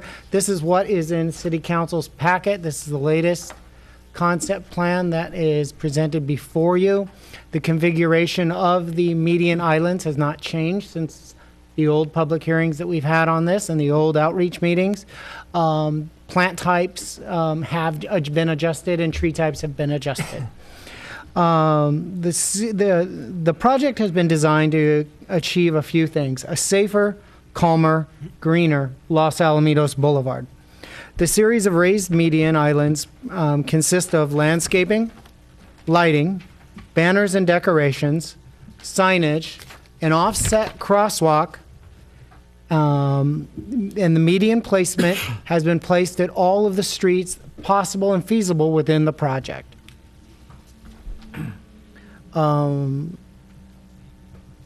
And I'll give you a little bit of a summary on some of those items that have been incorporated, because I know some of the audience members may not know much about this project. The concept plan mounted shows selected paved surface materials, plant materials, and the irrigation systems. Trees have been included to beautify and calm traffic by making the road appear narrower. You'll have a series of trees that are both single trunk and multi-trunk. Your lighting has been selected that complements the gas lamps used in both the Old Town neighborhoods. As you know, this Los Alamitos Boulevard goes right through the middle of Old Town East and Old Town West. We didn't want to ignore those two neighborhoods in the planning of this, so the lights have been incorporated to complement those lightings. And on those lightings, we've had proposing banner arms for future decorative banners in the city. The banners will be incorporated into the design to ensure that year-round banners as well as holiday or special event banners will be accommodated. There'll be signage included within the raised median that has been incorporated in a way to direct visitors to shopping and dining opportunities, not advertising individual businesses, but saying the words shopping and dining on the boulevard, and also to ensure people know where to get to places of interest like the post office, the high school, and things like that. So it'll be mainly used for those purposes. It'll have an offset crosswalk. It'll have a crosswalk that doesn't go straight. You turn right when you're in the middle of the crosswalk, which allows you to face the oncoming traffic. It forces that pedestrian to look at the traffic that's driving towards them before they continue in the next leg of the boulevard. The proposed median island placement will channelize left-hand turn lanes and create a unique and visual identity to the corridor. The median islands will be helpful in reducing conflicts between the pedestrians and automobiles that exist there today. I don't think there's anyone in this room that would disagree that when you drive out to the center median to turn left from a shopping center or some of the streets, you're not sure where traffic is coming from when it comes at you. Ganal is one of the best examples. You're not quite sure if that guy turning left is coming at you or going the same direction as you. And this reduced those conflicts. And if you remember the graphic that was used in the outreach meetings, it had all the multicolored arrows going in all kinds of directions. Well, this eliminates that confusion. Although implementation of this proposed median would result in some redistribution of vehicle trips, the analysis conducted in the environmental document concluded that the intersections along Los Alamitos Boulevard can accommodate the added turning movements and traffic volumes resulting from the installation of these raised center medians. Adequate left turn pockets have been incorporated into the project design to provide storage space for the additional vehicles making the left turns and U-turns. Now I'd like to talk about some of the outreach that we've done on this project. As you know, we've talked about this since 2010, but we got really serious into the funding aspect and designing aspect in 2015 with discussions at the city council level in January, February, September, and then again in May of 2016, we had a few meetings. And then finally, if you remember, we conducted an open house over at the Recreation Department on June 6, 2016. After that point, council gave us the go-ahead of using this design and starting the traffic analysis and environmental work necessary to bring this project forward.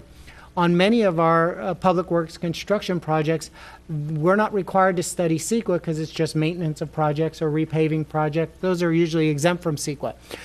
But this took a little more of a study. The person that authored the traffic analysis is here in the room. His name is Rich Barretto. He'll be here if you have any questions regarding the traffic information in the analysis.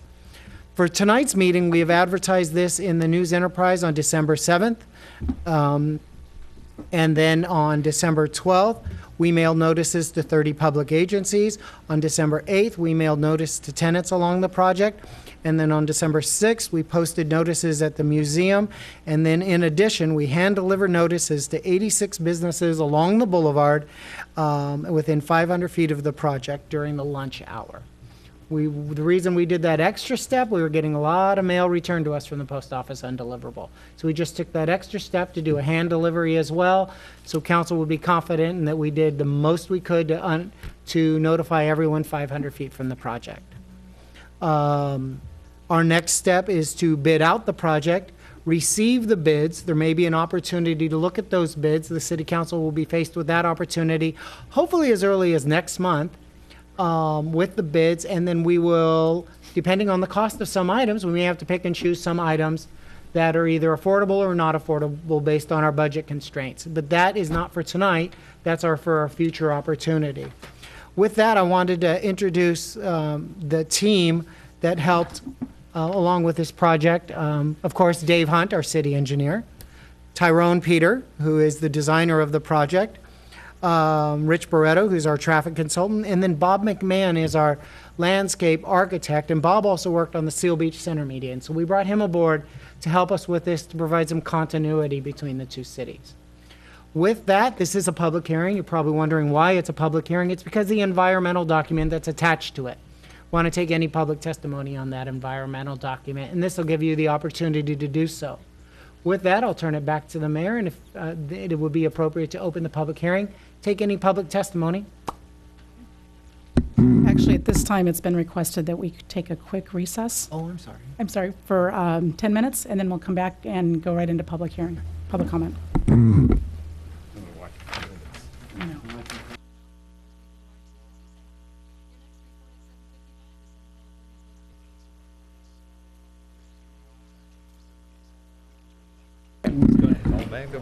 Okay, we're going to call the meeting back to order.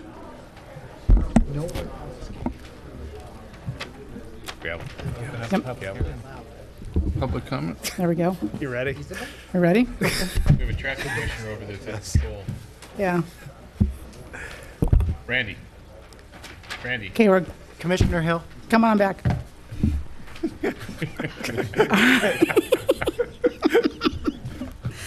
Okay, so we're in the public hearing, and we're opening it now up to public comments. Good evening. My name is Sandy Yavitz. I am one of the owners of Center Plaza. I think you have received a letter from one of my partners. And we very much appreciate the median along Los Alamitos. We've owned this project for over 10 years, and we understand the need for it. But what our concern is, we have about 20 tenants in the center, and all of our left-hand turn has been eliminated coming in and out of the center. We're not as concerned with a left turn out, but we would like to request for traffic traveling southbound that we obtain a left-hand turn in. What this plan is doing is requiring everyone that is traveling south to make a U-turn at, I believe it's Catalina, to come into our center, and then anyone going southbound coming out has to go up to Sausalito, Brigham, and make a U-turn to go south. So we're at least requesting consideration for left-hand turn in. So, thank you. Thank you.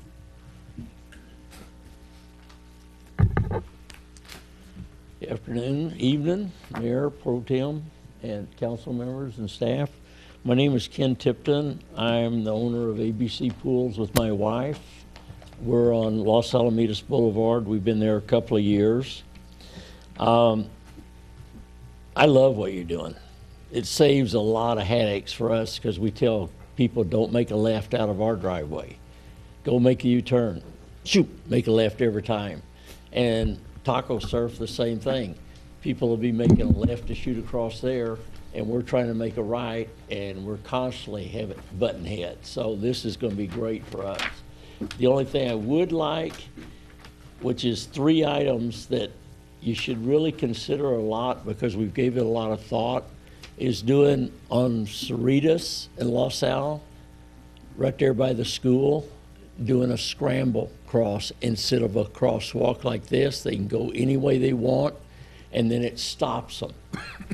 Because with the scramble, that would stop the kids to the point that you cannot make a left for nearly 45 minutes, or right rather, and the traffic backs up to where we can't get out for 45 minutes to an hour.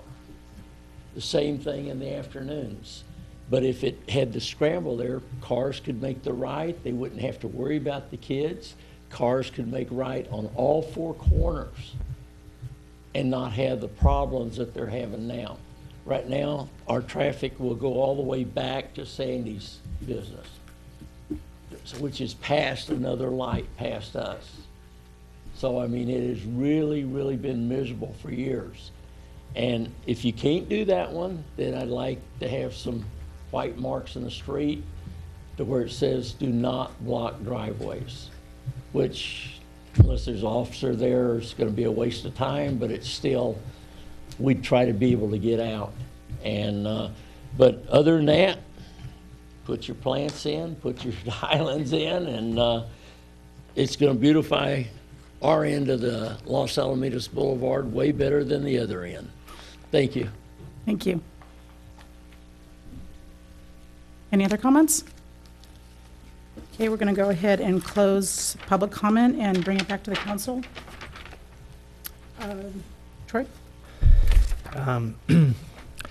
I just want to reiterate what Steve Mendoza said, our Public Works Director, is that this project and this first step is something that's been, I mean, I think in 2006 I started on the council. We were talking about trying to do something like this. 2009 we secured regional funding, and then we have had public discussions. We've taken public testimony. We've reevaluated over and over, and I think we've tried to be safe. I think that something that we need to think about, I know that Sherry Kropp, the superintendent of Los Alamitos, came up. She talked about timing, talked about kind of the business, making sure that we have, we're not picking winners and losers out there. But probably the biggest thing that I'm concerned about is timing.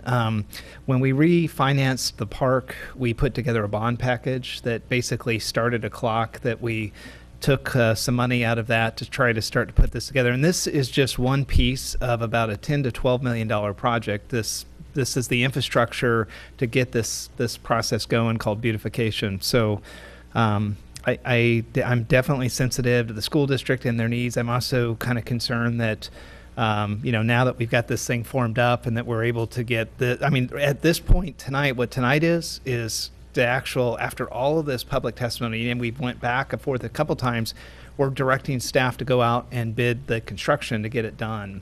And so I'm, again, I've been up here a long time. A lot of times somebody will come in and go, Troy, why are you rushing this? And it's like, I'm not rushing. I've been waiting for 8 years. I really do want to kind of get through and get this right.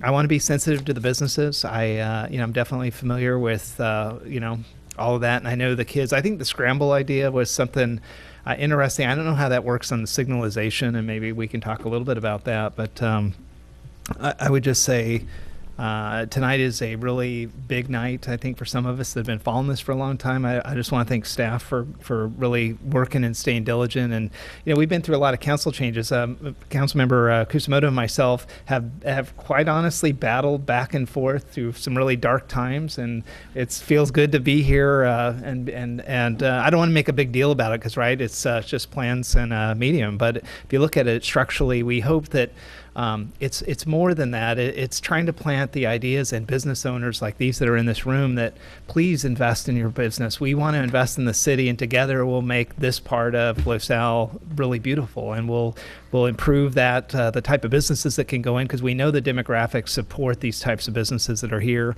and we'll continue to bring value to these property owners, and then selfishly tax revenue into the city to try to help provide all the services. So I think with that, other than technical issues of talking through, I'm just very glad, and I really appreciate staff's work on this. Thank you. That's all I have. Yeah, I'm actually very excited about this too. I think it begins continues the redevelopment of our business district. And I do have a question for staff about trees in the median, and just is that something we're going to be able to contain long term? Are they going to outgrow their usefulness? I think Stephen can answer, but the species that have been selected are keeping that in mind. Bob, would you like to come on up and talk about the types of trees and how they grow and how we have to prune them? Hello, Mayor and council members. So there are a variety of different tree types. The median varies in planter width about 12 to 14 feet, so that's a pretty generous area. Most of the trees in the palette are more of an upright growing branch pattern, not very evasive with the root systems, and we also have a root barrier that basically runs parallel to the back of the decorative curb edge where the maintenance people will walk on. So for the most part, the trees in the palette, as well as the shrubs, pretty durable, low water use requirements, and there's nothing that's that aggressive, if you will. Okay, thank you. Sure. I think my part of my question is: are the trees something we need to have? Are they going to add something? It's part of the beautification, the landscaping, but as he said, with drought tolerance in mind and sight distance in mind and safety, and not trees that have significant roots that are going to grow out of control. That's definitely a part of it. Okay. All right, thank you. So Ms. Yavitt that spoke about that, the turnout or the lack of a turnout, is it something that can be looked at? And I guess the traffic engineer, maybe, did you study that? Good evening, Mayor Hasselbeck and the other city council members. My name is Rich Barretto, principal with Lynn Scott Law and Greenspan Engineers, engaged by the city to look at the impacts of the project. A little background on the project. At the get-go, one of the things we did look at was all the driveways and the volumes that they do generate. One of the things we wanted to specifically focus on was the design of it, to make sure that volumes with all these driveways being restricted to right in, right out at certain locations, if the left turn movements can be accommodated via the U-turns at upstream or downstream. And in fact, one of the other things we looked at is also service levels, to make sure that they met the city's criteria of LOSD or E in the case of Catella and Los Alamitos Boulevard. Relative to this situation, I believe the driveway in question is almost in close proximity, if not right where the pedestrian crossing is. So if you start to look at something like that, something's going to have to give.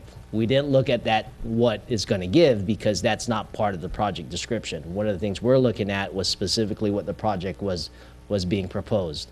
And as proposed, from a flow standpoint, an access standpoint, looking at, again, traffic volume north and south on Los Alamitos between Cerritos and Catella, the answer is the volumes and the projected service levels would remain at a situation where the project in itself would not have an impact. Service levels would be maintained at a good service level, with the exception of one location, which was Catalina at Los Alamitos Boulevard, for which a improvement a mitigation measure plus a couple options were identified. So we did not look specifically at each one of these driveways on the what-if scenario. We looked at all the driveways, treating them exactly the same as being proposed, right in, right out, and looking at key intersections up and down the boulevard to make sure that, one, service levels could be maintained, two, left turn, U-turn volumes could be accommodated at that location such that the left turn pockets would be sized appropriately.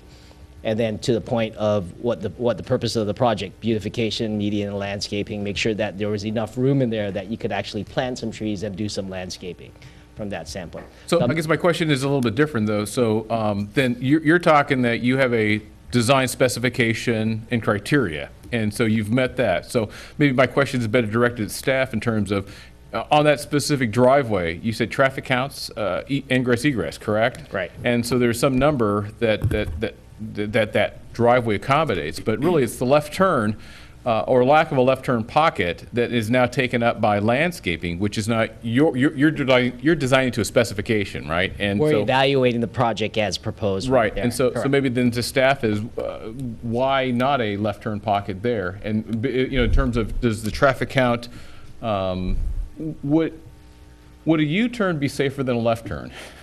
Well, Let's talk about safety. that's a different question. Each U-turn and each left turn is a different situation. Understand. Along the boulevard. But think about the traffic count that wants to go in that driveway, Mhm. right? And then southbound and then making a U-turn at Catalina, is that safer, equal to, or less safe than a left turn if a left turn pocket existed there?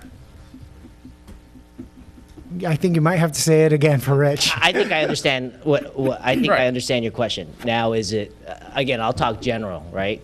Is it easier to make a left turn or a U-turn? I'm talking safety. Or is it I'm safer? talking safety, yeah. Well, it's essentially the same movement, right? They're essentially making a left turn across 2 or 3 lanes of traffic, whether they're continuing on to the side street or U-turning to continue. So the movement essentially is the same. It's a left turn movement. I'm not sure statistically if there's any information out there, but intuitively what it's telling me as a traffic engineer, based on my experience, the movement is the same. Okay, understand that. So really then the safety comes down to, at Catalina and Los Al Boulevard, there's a green arrow, right? That will, a protected left. Catalina and Los Al Boulevard is an unsignalized intersection under the project's current design.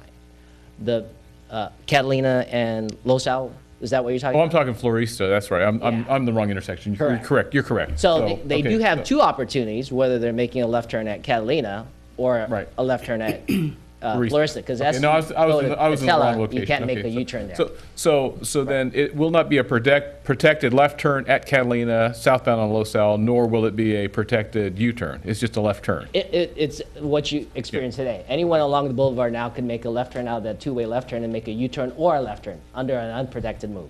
Okay. And then so the traffic that wants to go into Center Plaza, that area, would then make a left turn at Catalina. They can a make left- U-turn, They at can make a Catalina. left turn or a U-turn, correct.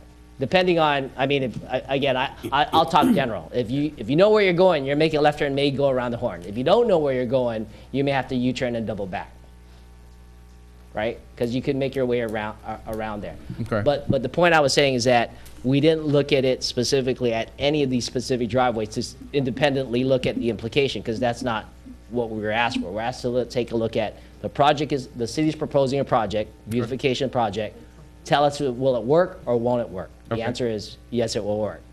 The point I made earlier is that if you start to consider specific left turn access at not only this driveway but other driveways, something's going to give, meaning the median's going to go away. In this case, it's in the proximity of where the proposed PED crossing is. It literally, I think the driveway in question is just north of it, or in close proximity to there. So, and I think from the spacing, and I'm going off memory, and I looked at it real quick. I think spacing-wise between Catalina and Sausalito, it's about roughly 700 feet, and the PED crossing is somewhere midpoint. And I think I was going off what the concept plans or design plans were. So then, I guess, in the abstract, right, as far as a question, there would be no, I guess, negative impact if a left turn pocket were to be designed to the median, to turn into that center plaza? From being able to handle the car trips and hold enough of the cars that might be turning from southbound LaSalle Boulevard into that plaza. Would that be a fair statement? When you say negative impact, do you say negative impact from a traffic flow or to the project or changing the project? Traffic flow. So from that standpoint, not knowing exactly what the volumes are and knowing what the spacing would be, you could probably get away with doing it, but we'd have to make sure that the left turn pockets in the northbound direction and into the site could actually do it. Because now you'll have a physical barrier for which they would have to actually queue, right? So once you actually do something, so say for instance, now to make that left turn pocket into the site or any of the other driveways, the northbound left turn pocket at the upstream signal would have to get shorter. So now you don't have the ability to accommodate those volumes going in the northbound direction, which means now they're queuing into the lane and into the through traffic. Whereas currently today, depending on how things work out, they're queuing in the two-way left turn lane. Northbound onto Sausalito, I think it is. Is that what you're talking about? So that is pretty much designed to handle the volume in terms of holding cars that are turning left. That's the capacity, and that's okay. So so that would be a trade-off, or again, shortening the pocket to allow a left turn pocket into a driveway or another. So again, we didn't look at those specifically, but those are the trade-offs that you're looking at. That something's going to give, the median's going to give. If you're putting a left turn pocket, maybe the ped crossing's not there. Maybe the left turn pocket in the northbound direction gets shortened from that standpoint. Okay, all right. Okay. Thank you very much. I appreciate the input. And then another question for Stephen on this. You know, I think when the hospital-specific plan came about, there was, you know, you had brought up the need for permeable versus non-permeable surfaces. So doesn't the median then add permeable surface, correct? Those words are so hard to use. But basically, places for the water this allows a place for water to go where it doesn't go down. Does that then give you some mitigation in other places where you don't need as much permeable, so we can actually trade that for other, maybe more parking? No, it doesn't do that. Darn. Water displaces water, and they're working on big things in South Orange County, but capturing water here doesn't create a bank for a private property owner. No. Yeah, I'm not talking. It's just running off, right? It's runoff. It's preventing it from running on the streets to the gutters, right? That's what this does. We're going to capture more of it now. Yeah. So then will we then not have to capture it, or we can allow runoff somewhere else? Is really my question. In a public project, yes. A private project, no. Okay. Thank you. With that, no other questions. I did have a question on the study for the traffic for the drive-ins on traffic's in, traffic out. When was that done? Data collection was done early part of June. Because when we first got authorized on this, the whole issue of like schools going out, we had to make sure we were doing data collection when all the schools were in session. So they were done when schools were in session. So it was just recently, not when this. Okay. Yeah, correct. So it does include because that plaza, that center plaza, has probably changed the most on the boulevard out of all shopping centers, with the addition of Brew Kitchen, CrossFit. There's a lot more people in that. So that was all taken into account of. Okay. And then, Stephen, I had a question on the timeline. Sure. Right now we have it, start of construction is March 1st and end of construction is June 19th, which just happens to be the first day of summer vacation. Last day of school is June 15th.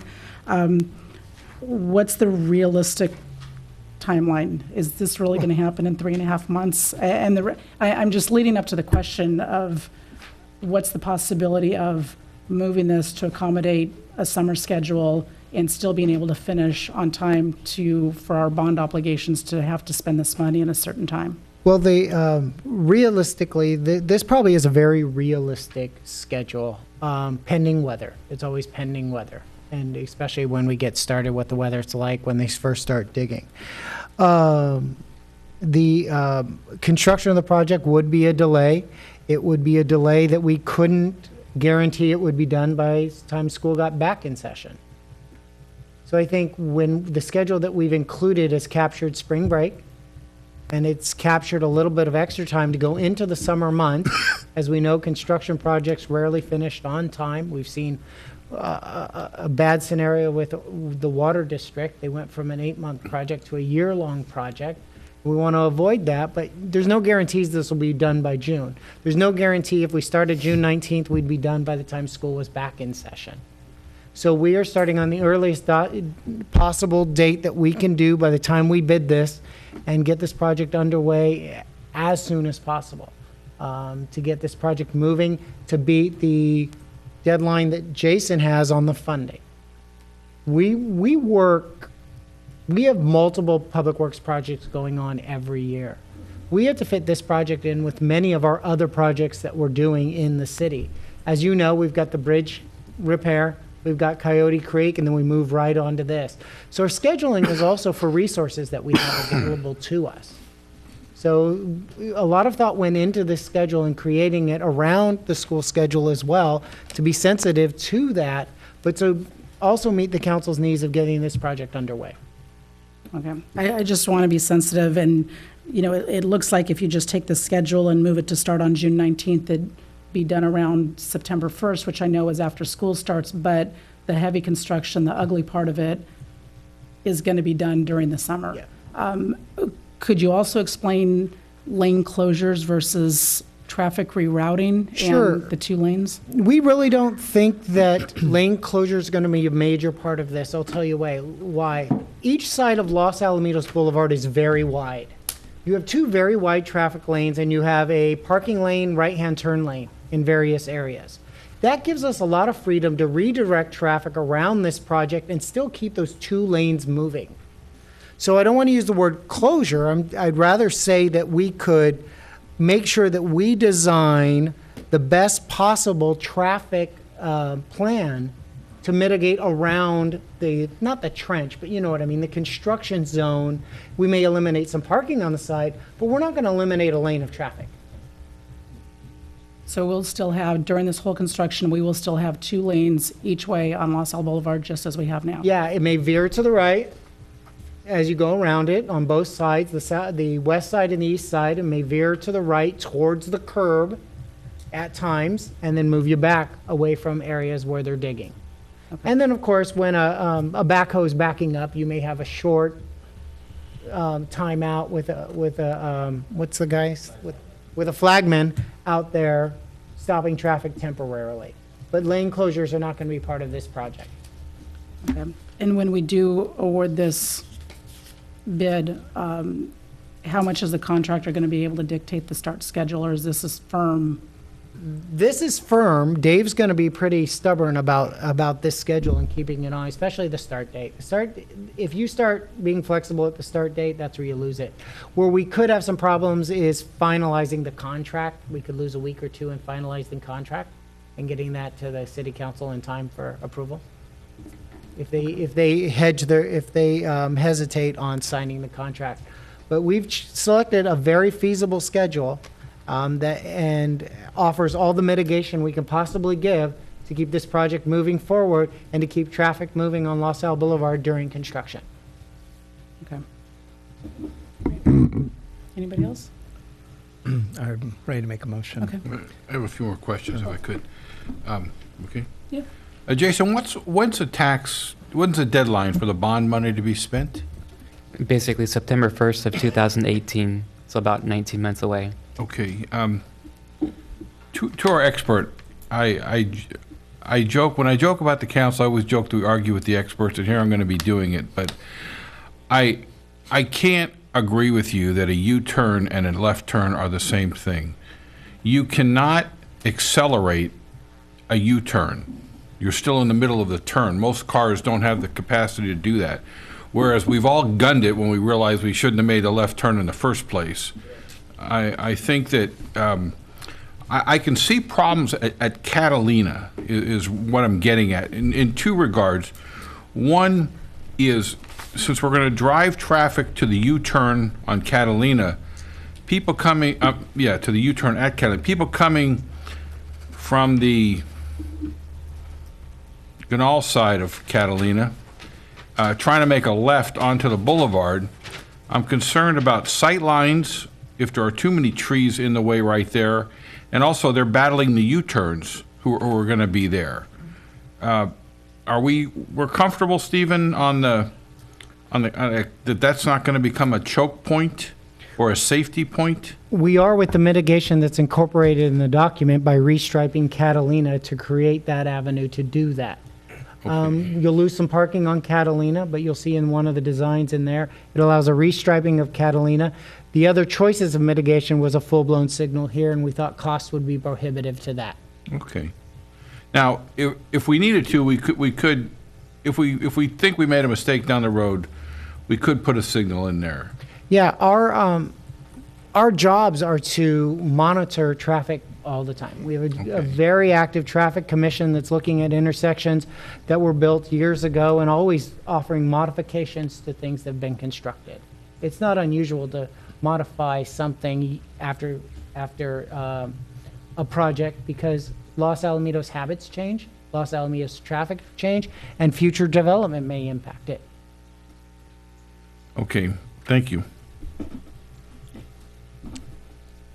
I'd like to make a motion for staff recommendation to read, I guess, would be to adopt the resolution 2017-01, the resolution Los Alamitos City Council adopting the mitigated negative declaration, the mitigation monitoring and reporting plan for Los Alamitos Boulevard median project.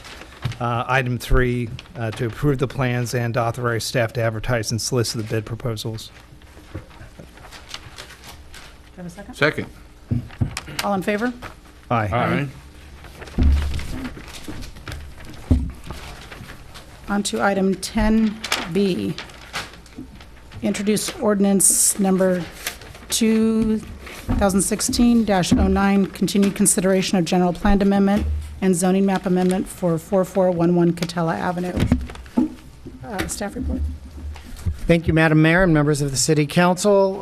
Ordinance 2016-09 is a continued consideration to change the general plan designation and the zoning designation for 4411 Catella Avenue. This is a 28-acre site where Arrowhead is located at the intersection of Lexington and Catella. This change would amend the general plan designation from planned industrial with a retail overlay to retail business. And then it would amend the zoning code or the zoning map from planned light industrial with retail overlay to straight general commercial or CG. These changes are consistent with the 2035 general plan goals and the desires of the community.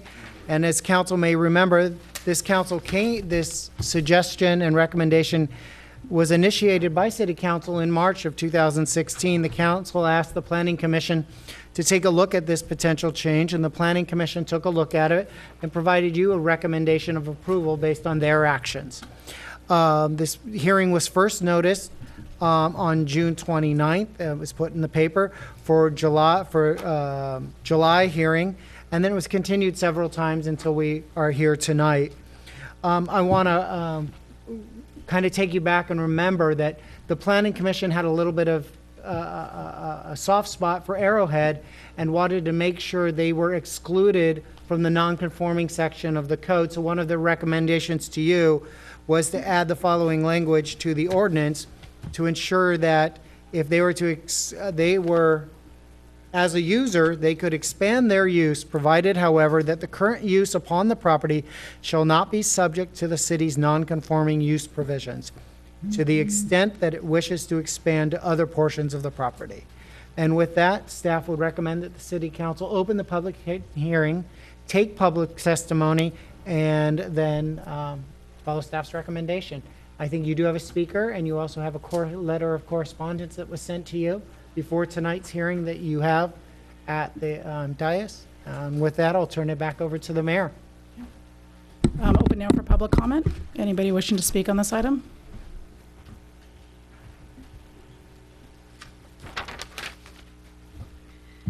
Good evening, Madam Mayor. How are you? And members of the City Council, I'm Susan Horry, representing JCB Inc. We are the owners of the property located at 4411 Catella.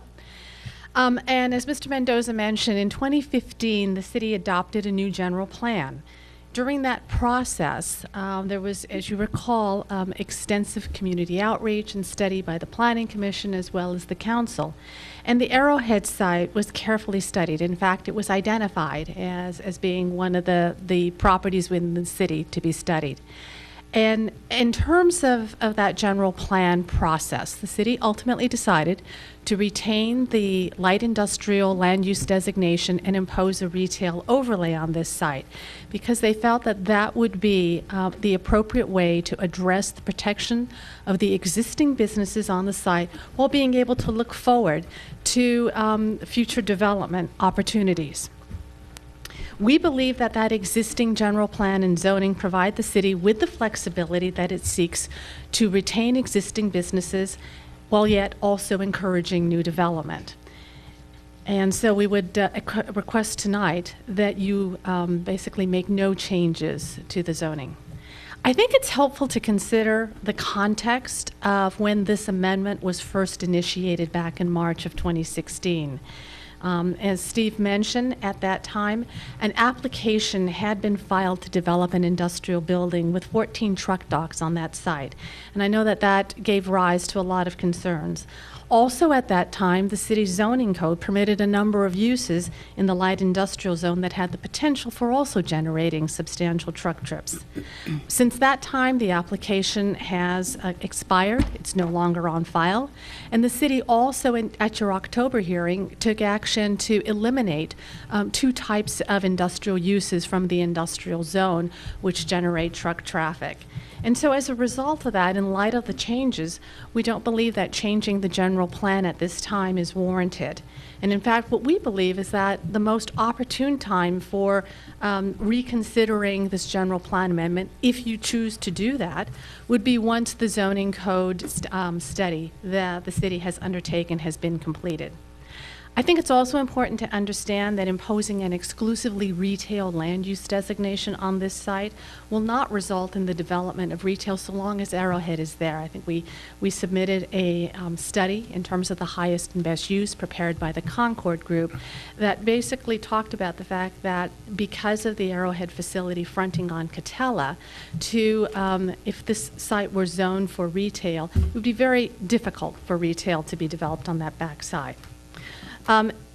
Basically, I think the other thing that I wanted to mention, and I see my red light is going off, that if any development proposal were to be submitted for this site, that it would have to come before the Planning Commission as well as the City Council. Environmental review would have to be done, and certainly at that point, the city could address the compatibility of any proposed use with the surrounding community. So given all of these considerations, we would request the city to retain the existing general plan and land use designation and not make any changes at this time. Thank you. Thank you. Any other comments? I'll close for public comment and bring it back to the council. Anybody would like to start? No comment? Richard? I'll start. I think this is actually kind of a holdover that's dragged on, that we're no longer really on this path. We've gone a new path where we've taken a step back. We've looked at having zoning consultants, redo the plan. We've passed several ordinances to stop the most onerous uses already, and I really think that this is kind of a dinosaur at this point, that the course we should be on is to wait until we get the consultant's report back for a comprehensive zoning look and then tackle a problem at that time. I think that when they put the retail overlay, I can't imagine that there was ever a thought that the back part of the property was going to be sold first. And I haven't had one person tell me that this would make a good retail spot. It just doesn't make sense to me in that regard. So I would say my course of action is to wait till the consultants are here and then look at this issue again. Thank you. Thank you, Madam Mayor. So I will respectfully disagree with Councilmember Murphy on this one. I think that when we go back to the long 3 or 4 year process for the general plan, I think the community spoke very clearly as to what they desired. And as you know, like we talked about, or we will talk about in the public hearing, this site over here behind us was zoned the way it is. And the thought with the retail overlay is exactly how Ms. Horry talked about. It would be there until, if that ever comes a day that Arrowhead should decide that they no longer want to have that business here, then we will then have that opportunity to develop this as retail.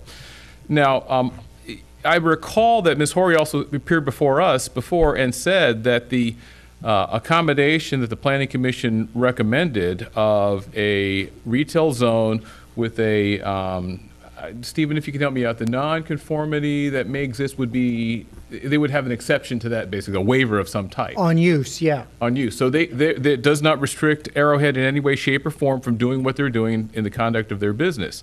So with that, I think that this is still something that we ought to do because it's the voice of the people. It was the general plan, the intent of the general plan from the long process.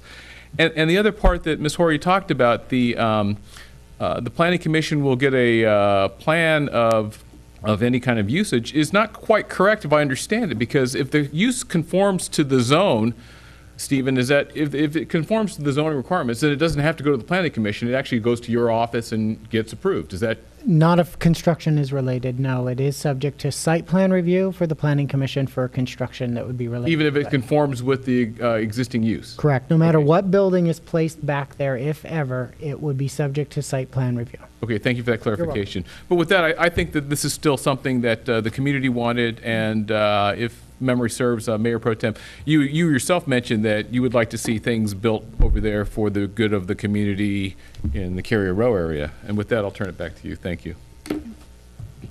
Josh? I guess when I look at a project like this, the first thought is to how we got here and how much of the steps were very much reactionary. You know, we had not had a very long-term strategic plan, unless a general plan, and adhering to some of these items that are on there, and the compromises made to oppose moratorium, to oppose different items that really got us to the point where we taken specific uses. I'm torn in this sense because we need a viable economic engine for the city. If residents want retail, that's the way to go. But also, when you have an industrial sector that's producing jobs where it's zoned for that currently, and if we have the ability to look, I guess for myself, I would defer to having a holistic view where we can go back, look at specific uses of the project, or sorry, specific uses of the zoning, and to make a determination at a time to not change one specific area, but look at it as holistically for the whole. And in the terms of actual context or some of the items of truck depots, storage, we know the community doesn't want those. If we have the ability to review those projects as they come forward, if they come forward, we know at the Planning Commission level, this council level, we can look at that and know the community input is not to where we want it. So if we have the review process, and if we have the ability to look at it and say, develop a holistic approach for this area to make sure it's in line with where the community wants it to go, but also the trends of the businesses, I guess I'm more in favor of that approach.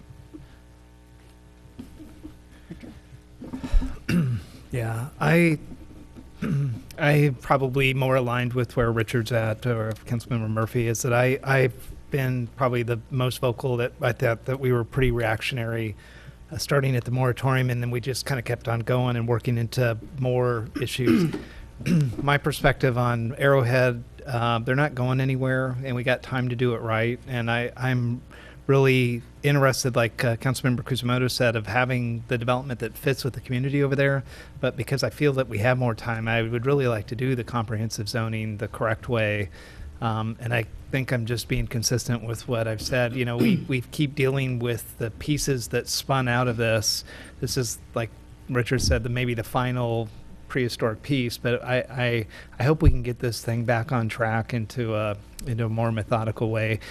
We did such a good job, and I also feel for the Planning Commission. I just want to say the Planning Commission, I'm sure that we're driving them a little bit crazy. I know they work at our our pleasure. And and I've had confrontations in the years with them over certain things, but I feel for them being in the middle. It's like they're doing kind of what we're saying to do. We're kind of all over the place a little bit on this, and I think this is probably something that we could do a lot better. And for the part of the community that was very vocal on this, I totally get it. But I do think in the end, you get a better project over there. And I think we'd also be able to work a little bit better with the property owner now. And then in the end, I think you got to go to the very, very end of this game. It's like what happens 10, 15 years from now if they ever do decide to leave. We need a partner because we got problems in that corner. That corner, we got problems with the three-way agreement with Cottonwood and the city of Cypress, and we don't need to. I just think we got to think through a couple chess moves into this thing as how do we actually get a project there that's viable, get the people that own the property, get the right transaction, get the zoning set up. We got plenty of time to do that, but so that's where I'm at right now. Thank you. Thank you. So 10 months later, we're still talking about this one piece of property and rezoning it. The Planning Commission brought to us an overlay that gave that development a choice. I'm just concerned that if we go ahead and rezone this now, next month, what property are we going to look at to rezone? And we're just going to piecemeal this all the way. Instead of just doing it right, we've done a couple things right to kind of stopgap any bad uses to it by getting rid of the couple of two uses. I really want to see, overall as a city, we need a zoning plan, just not in that area, but all over throughout the city. So I'm in favor of leaving it as it is now, knowing that anything that happens back there has to go through an approval process through the commission, and then ultimately through us, and put it as a priority at the beginning of the 17-18 budget year.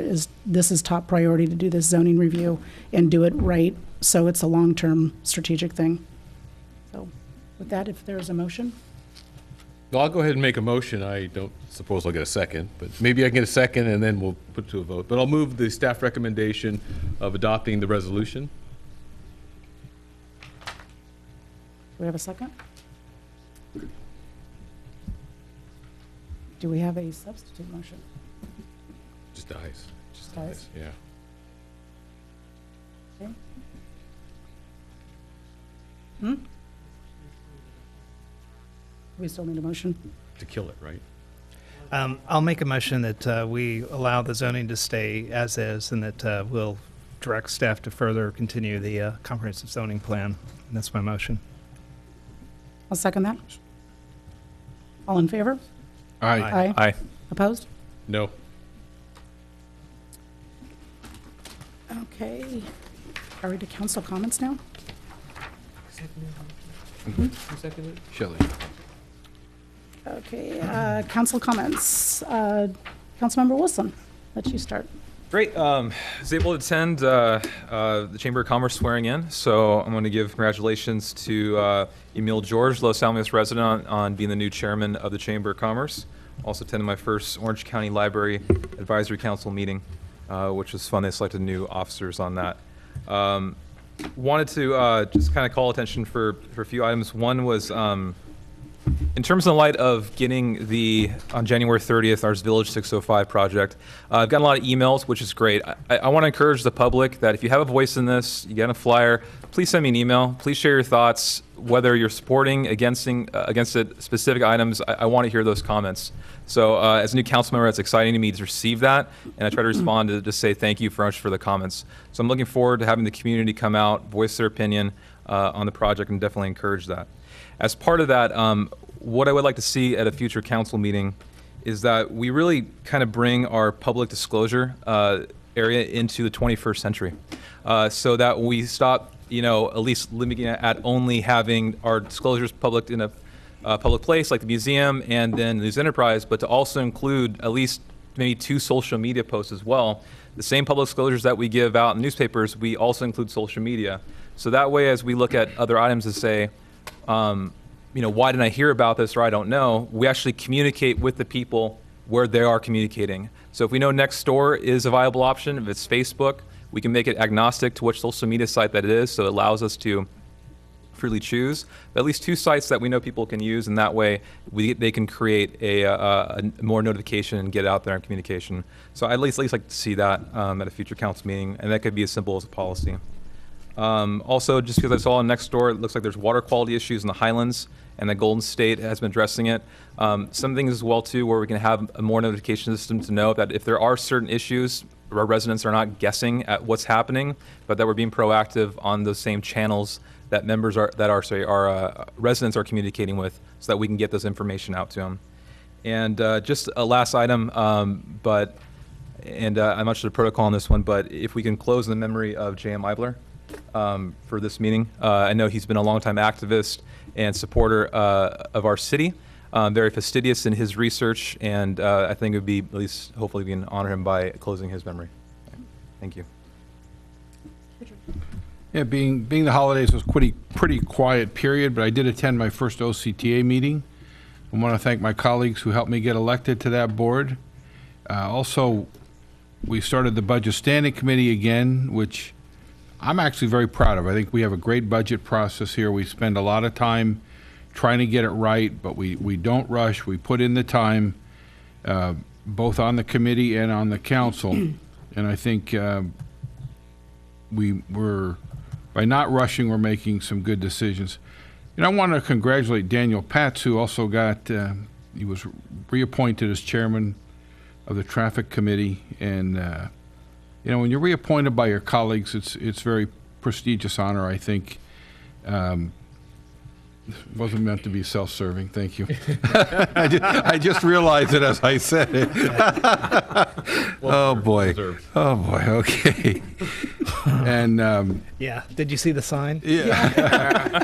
I saw it. I saw everybody's happy to see that too. I wanted to plug a business called IRI Parazione. They're a phone repair company with the worst location in the city. They're upstairs above 7-Eleven on Catella. They do great work if you can find them. They're just a couple young guys in business. Hopefully their rent's cheap, because they're tough to find even if you know where they are. And want to second Josh with JM. He was whether you were agreeing with him or not, you could not fight the fact that he was well prepared, well thought out, cared as much as anybody about the city, and great loss for our city. Thank you. Thank you, Mayor. So I attended the OC Mosquito and Vector Control meeting from last month, and there's one coming up this week. It really not much happened in December. Just to sort of recap on the infection, the spread of it, and how we're dealing with it. So this year's going to be very interesting to see how we can make sure we're combating West Nile. And then on OC Parks, my other job that wasn't appointed by here, but I'm attending those, and I'm working with Corey and his staff and perhaps some other local staff to see if we can get an OC Parks concert out here. And I don't know how that's going, Corey, but maybe we can chat afterwards. But with that, back to you, Mayor. Thank you. Mayor Pro Tem. Yeah, I would want to echo what Councilmember Wilson talked about for the Village 605. We think we're all getting a tremendous number of emails and interest on what's going on. And, I would say 2 things. Keep the feedback coming, because we all go through, I know up here, we read everything and we try to keep an open mind until we go through. That is an issue that was heard by our planning commission, and very seldom do we have things appealed to the city council. I can only think of 1 or 2 since I've been on. So it's something that we take really seriously, and we do it with an open mind. So a couple other things. Something to the rest of the city council is, I not trying to plan by me being off the council, but I think in 2 years, the Rivers and Mountains Conservancy seat is going to be one that we should start talking about for what do we want to do to kind of maintain the potential, if we do want to maintain presence on that board. I've been on there 6 or 7 years. I have an opportunity to appoint somebody to be my substitute. There's county supervisors on there from LA County. They never come. And I was just wondering if somebody was interested and wanted to partner up. Dean Gross and I used to do this on some of the boards that we were on before. And then when you go to have to go up against OCOG, and with the city selection process, you would be able to say, hey, look, I was actually helping cover that seat for a year or two, and might help us maintain it down the road. There's only a certain cities that are able to be on that because it's the San Gabriel corridor. So anybody that's interested, if you talk to me about it, I've asked the city manager to look at OCOG as the appointed agency for that board seat, and I'd have to get a letter from them, appointing somebody, and I'd love it to be somebody in our council. I want to say congratulations again to Emil George. We also serve, a couple of us serve with him on the Casa U shelter, and I just don't know how that guy does it. He's a great dad, I'll say first and foremost. Then he's in the community, and I feel for his wife. She's so nice, and I don't know when he's ever home to do stuff. But congratulations, Emil, and with the chamber, I think. There's people in this room that have been chairman of the chamber, and I know that's a tremendous amount of time that's taken away, and Emil's got a really good business going too, so I know it's going to be quite a sacrifice. Two plugs for nonprofits one more time. Again, March 4th, the Americana Awards, Kenny Brandyberry. Every time we're up here, I keep saying it, please. If you can, go to the Americana Awards online. You can sign up. You can contact the city manager. The seats are a little bit pricey, but again, it goes towards scholarships for kids that have a hard time affording it. But it's probably even more important this year is getting behind Kenny for all the things that he's done in the community. And I just want to make sure everybody tries to go and support Kenny, and you know how appreciative he'll be. And if not, he'll torture you in May when he does Pizza Mondays again. The other part was at CASA. We have Finding Neverland. Everybody that has been to that, we're doing a show at Segerstrom Hall. It's basically a dinner fundraiser. It's a big event for the end of the year. And I would just say, too, the Casa U Shelter the chief and myself and Josh are on that board, just trying to get as much people. We've got about 220 of 450 seats are sold so far for that, and the event's in 2 months. And I would just say, please go out there. This, again, is fighting to be able to help take the kids off the street, provide them a safe place, and get them back reunited with their family. Lastly, I think the ad hoc budget committee, you guys got a huge job ahead of you. And I'm glad it's you instead of me. But I just would say, please stay focused on the PERS issue as they do the reamortization of the timeline and the interest and the rate of return assumptions. We took a $450,000 hit that we couldn't afford for the last 2 or 3 years. It was going to keep on going. For what it looks like, just if at the back of the envelope, this can go from $1.3 to $3 million a year. Our total budget's $12 million, so you guys got a lot of pre-work to do for us, but the rest of the council were here, and I know eventually we'll get the actuaries out here from PERS, but I honestly don't know how do you fill that hole with where our base is. And I think when you hear that, you start to look at projects like Village 605, and you see what we're trying to do over here at the beautification, but I mean, those don't even start making even a dent in it. So I would just say, keep us informed of what your thoughts are, and we really appreciate it. So thank you. That's all I have. Like December, I did attend the chamber breakfast, and I was able to recognize outgoing chair Ryan McLaughlin, who did a great job this year. Thank you for my under new management sign. And with that, there's a couple of things that I would like to add to the discussion item for the next meeting. First of all, and I don't think this involves council, but what I would like to do is on the agenda is to move our council comments to the beginning of the meeting, right after public comments. A lot of the stuff that we announce up here is important for the public to hear, upcoming events, things that are going to be affecting our city, and I think there's much more engagement at 6:20 than there is at almost 9 o'clock. But still keeping a quick additional comments at the end of meeting in case we need to add something based on what the outcome of the meeting was. So if that's okay with everybody, I'd like to start that for our next meeting in February. And then the 2 discussion items I'd like to add, one of them, and I've been wanting to do this for a while, is, one of the constant complaints that we hear from residents is they just didn't know, despite our efforts of social media and posting it on our website and posting in the news enterprise. We do our due diligence, but we've got 16 neighborhoods, and a lot of times they don't know of things going on in our community. What I would like to propose is just to be able to discuss at our next meeting, creating some sort of neighborhood commission, council. The names are relevant, the function is more important, and it's basically engaging at least a person from each of those neighborhoods to be able to have a communication outlet to them, maybe meet on a quarterly basis, whether it be formal or informal, but then also be able to get information out to them that they can post on their local next doors, such as street lights are being redone, or there's a water issue, or, you know, with the technology is everything's so instant that we can get information out so they can at least try and inform their neighborhoods much more quickly and efficiently than we can. So that's one of the things I would like to discuss.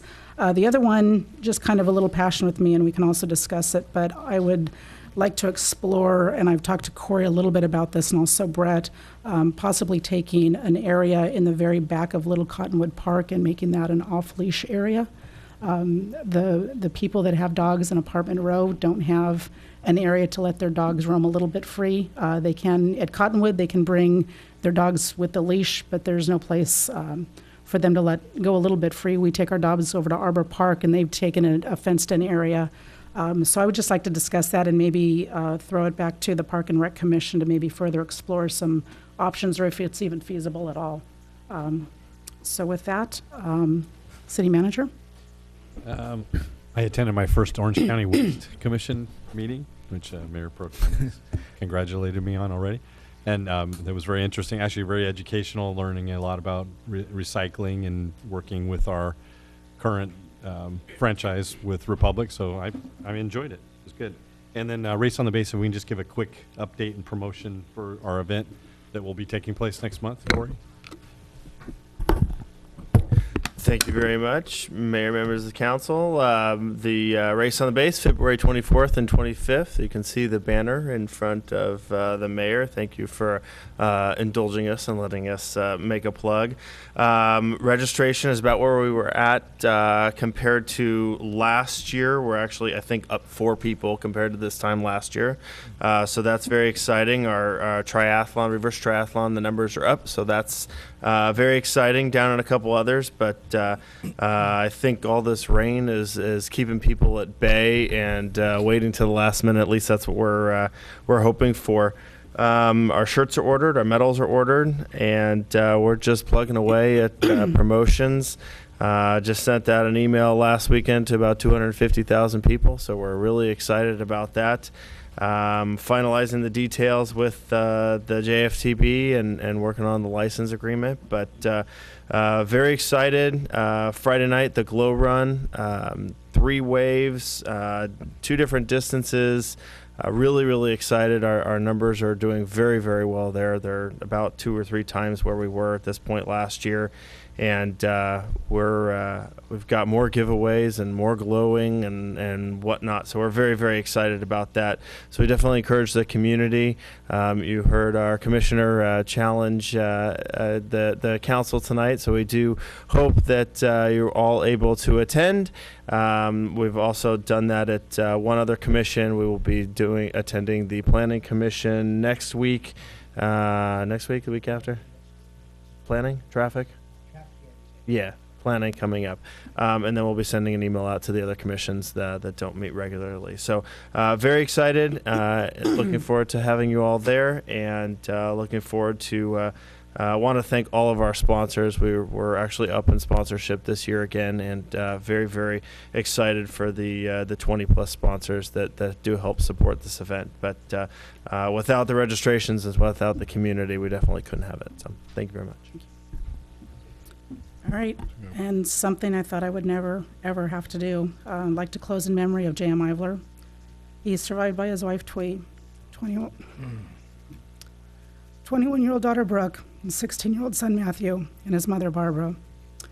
Even though a lot of us disagreed with his presentation, there was no doubt that he had a passion for his city. He wasn't afraid to speak out against things that he thought would hurt his precious lost Al. Still waiting him for a walk down that aisle in his peach shirt, smell his cigar, and his motorcycle helmet in hand. So he's made an impact on our city, and prayers and blessings out to his family. Meeting adjourned. Adjourned to I'm back sorry, to closed I'm sorry, session we're closed. on the Thank 2 items of litigation. Thank you.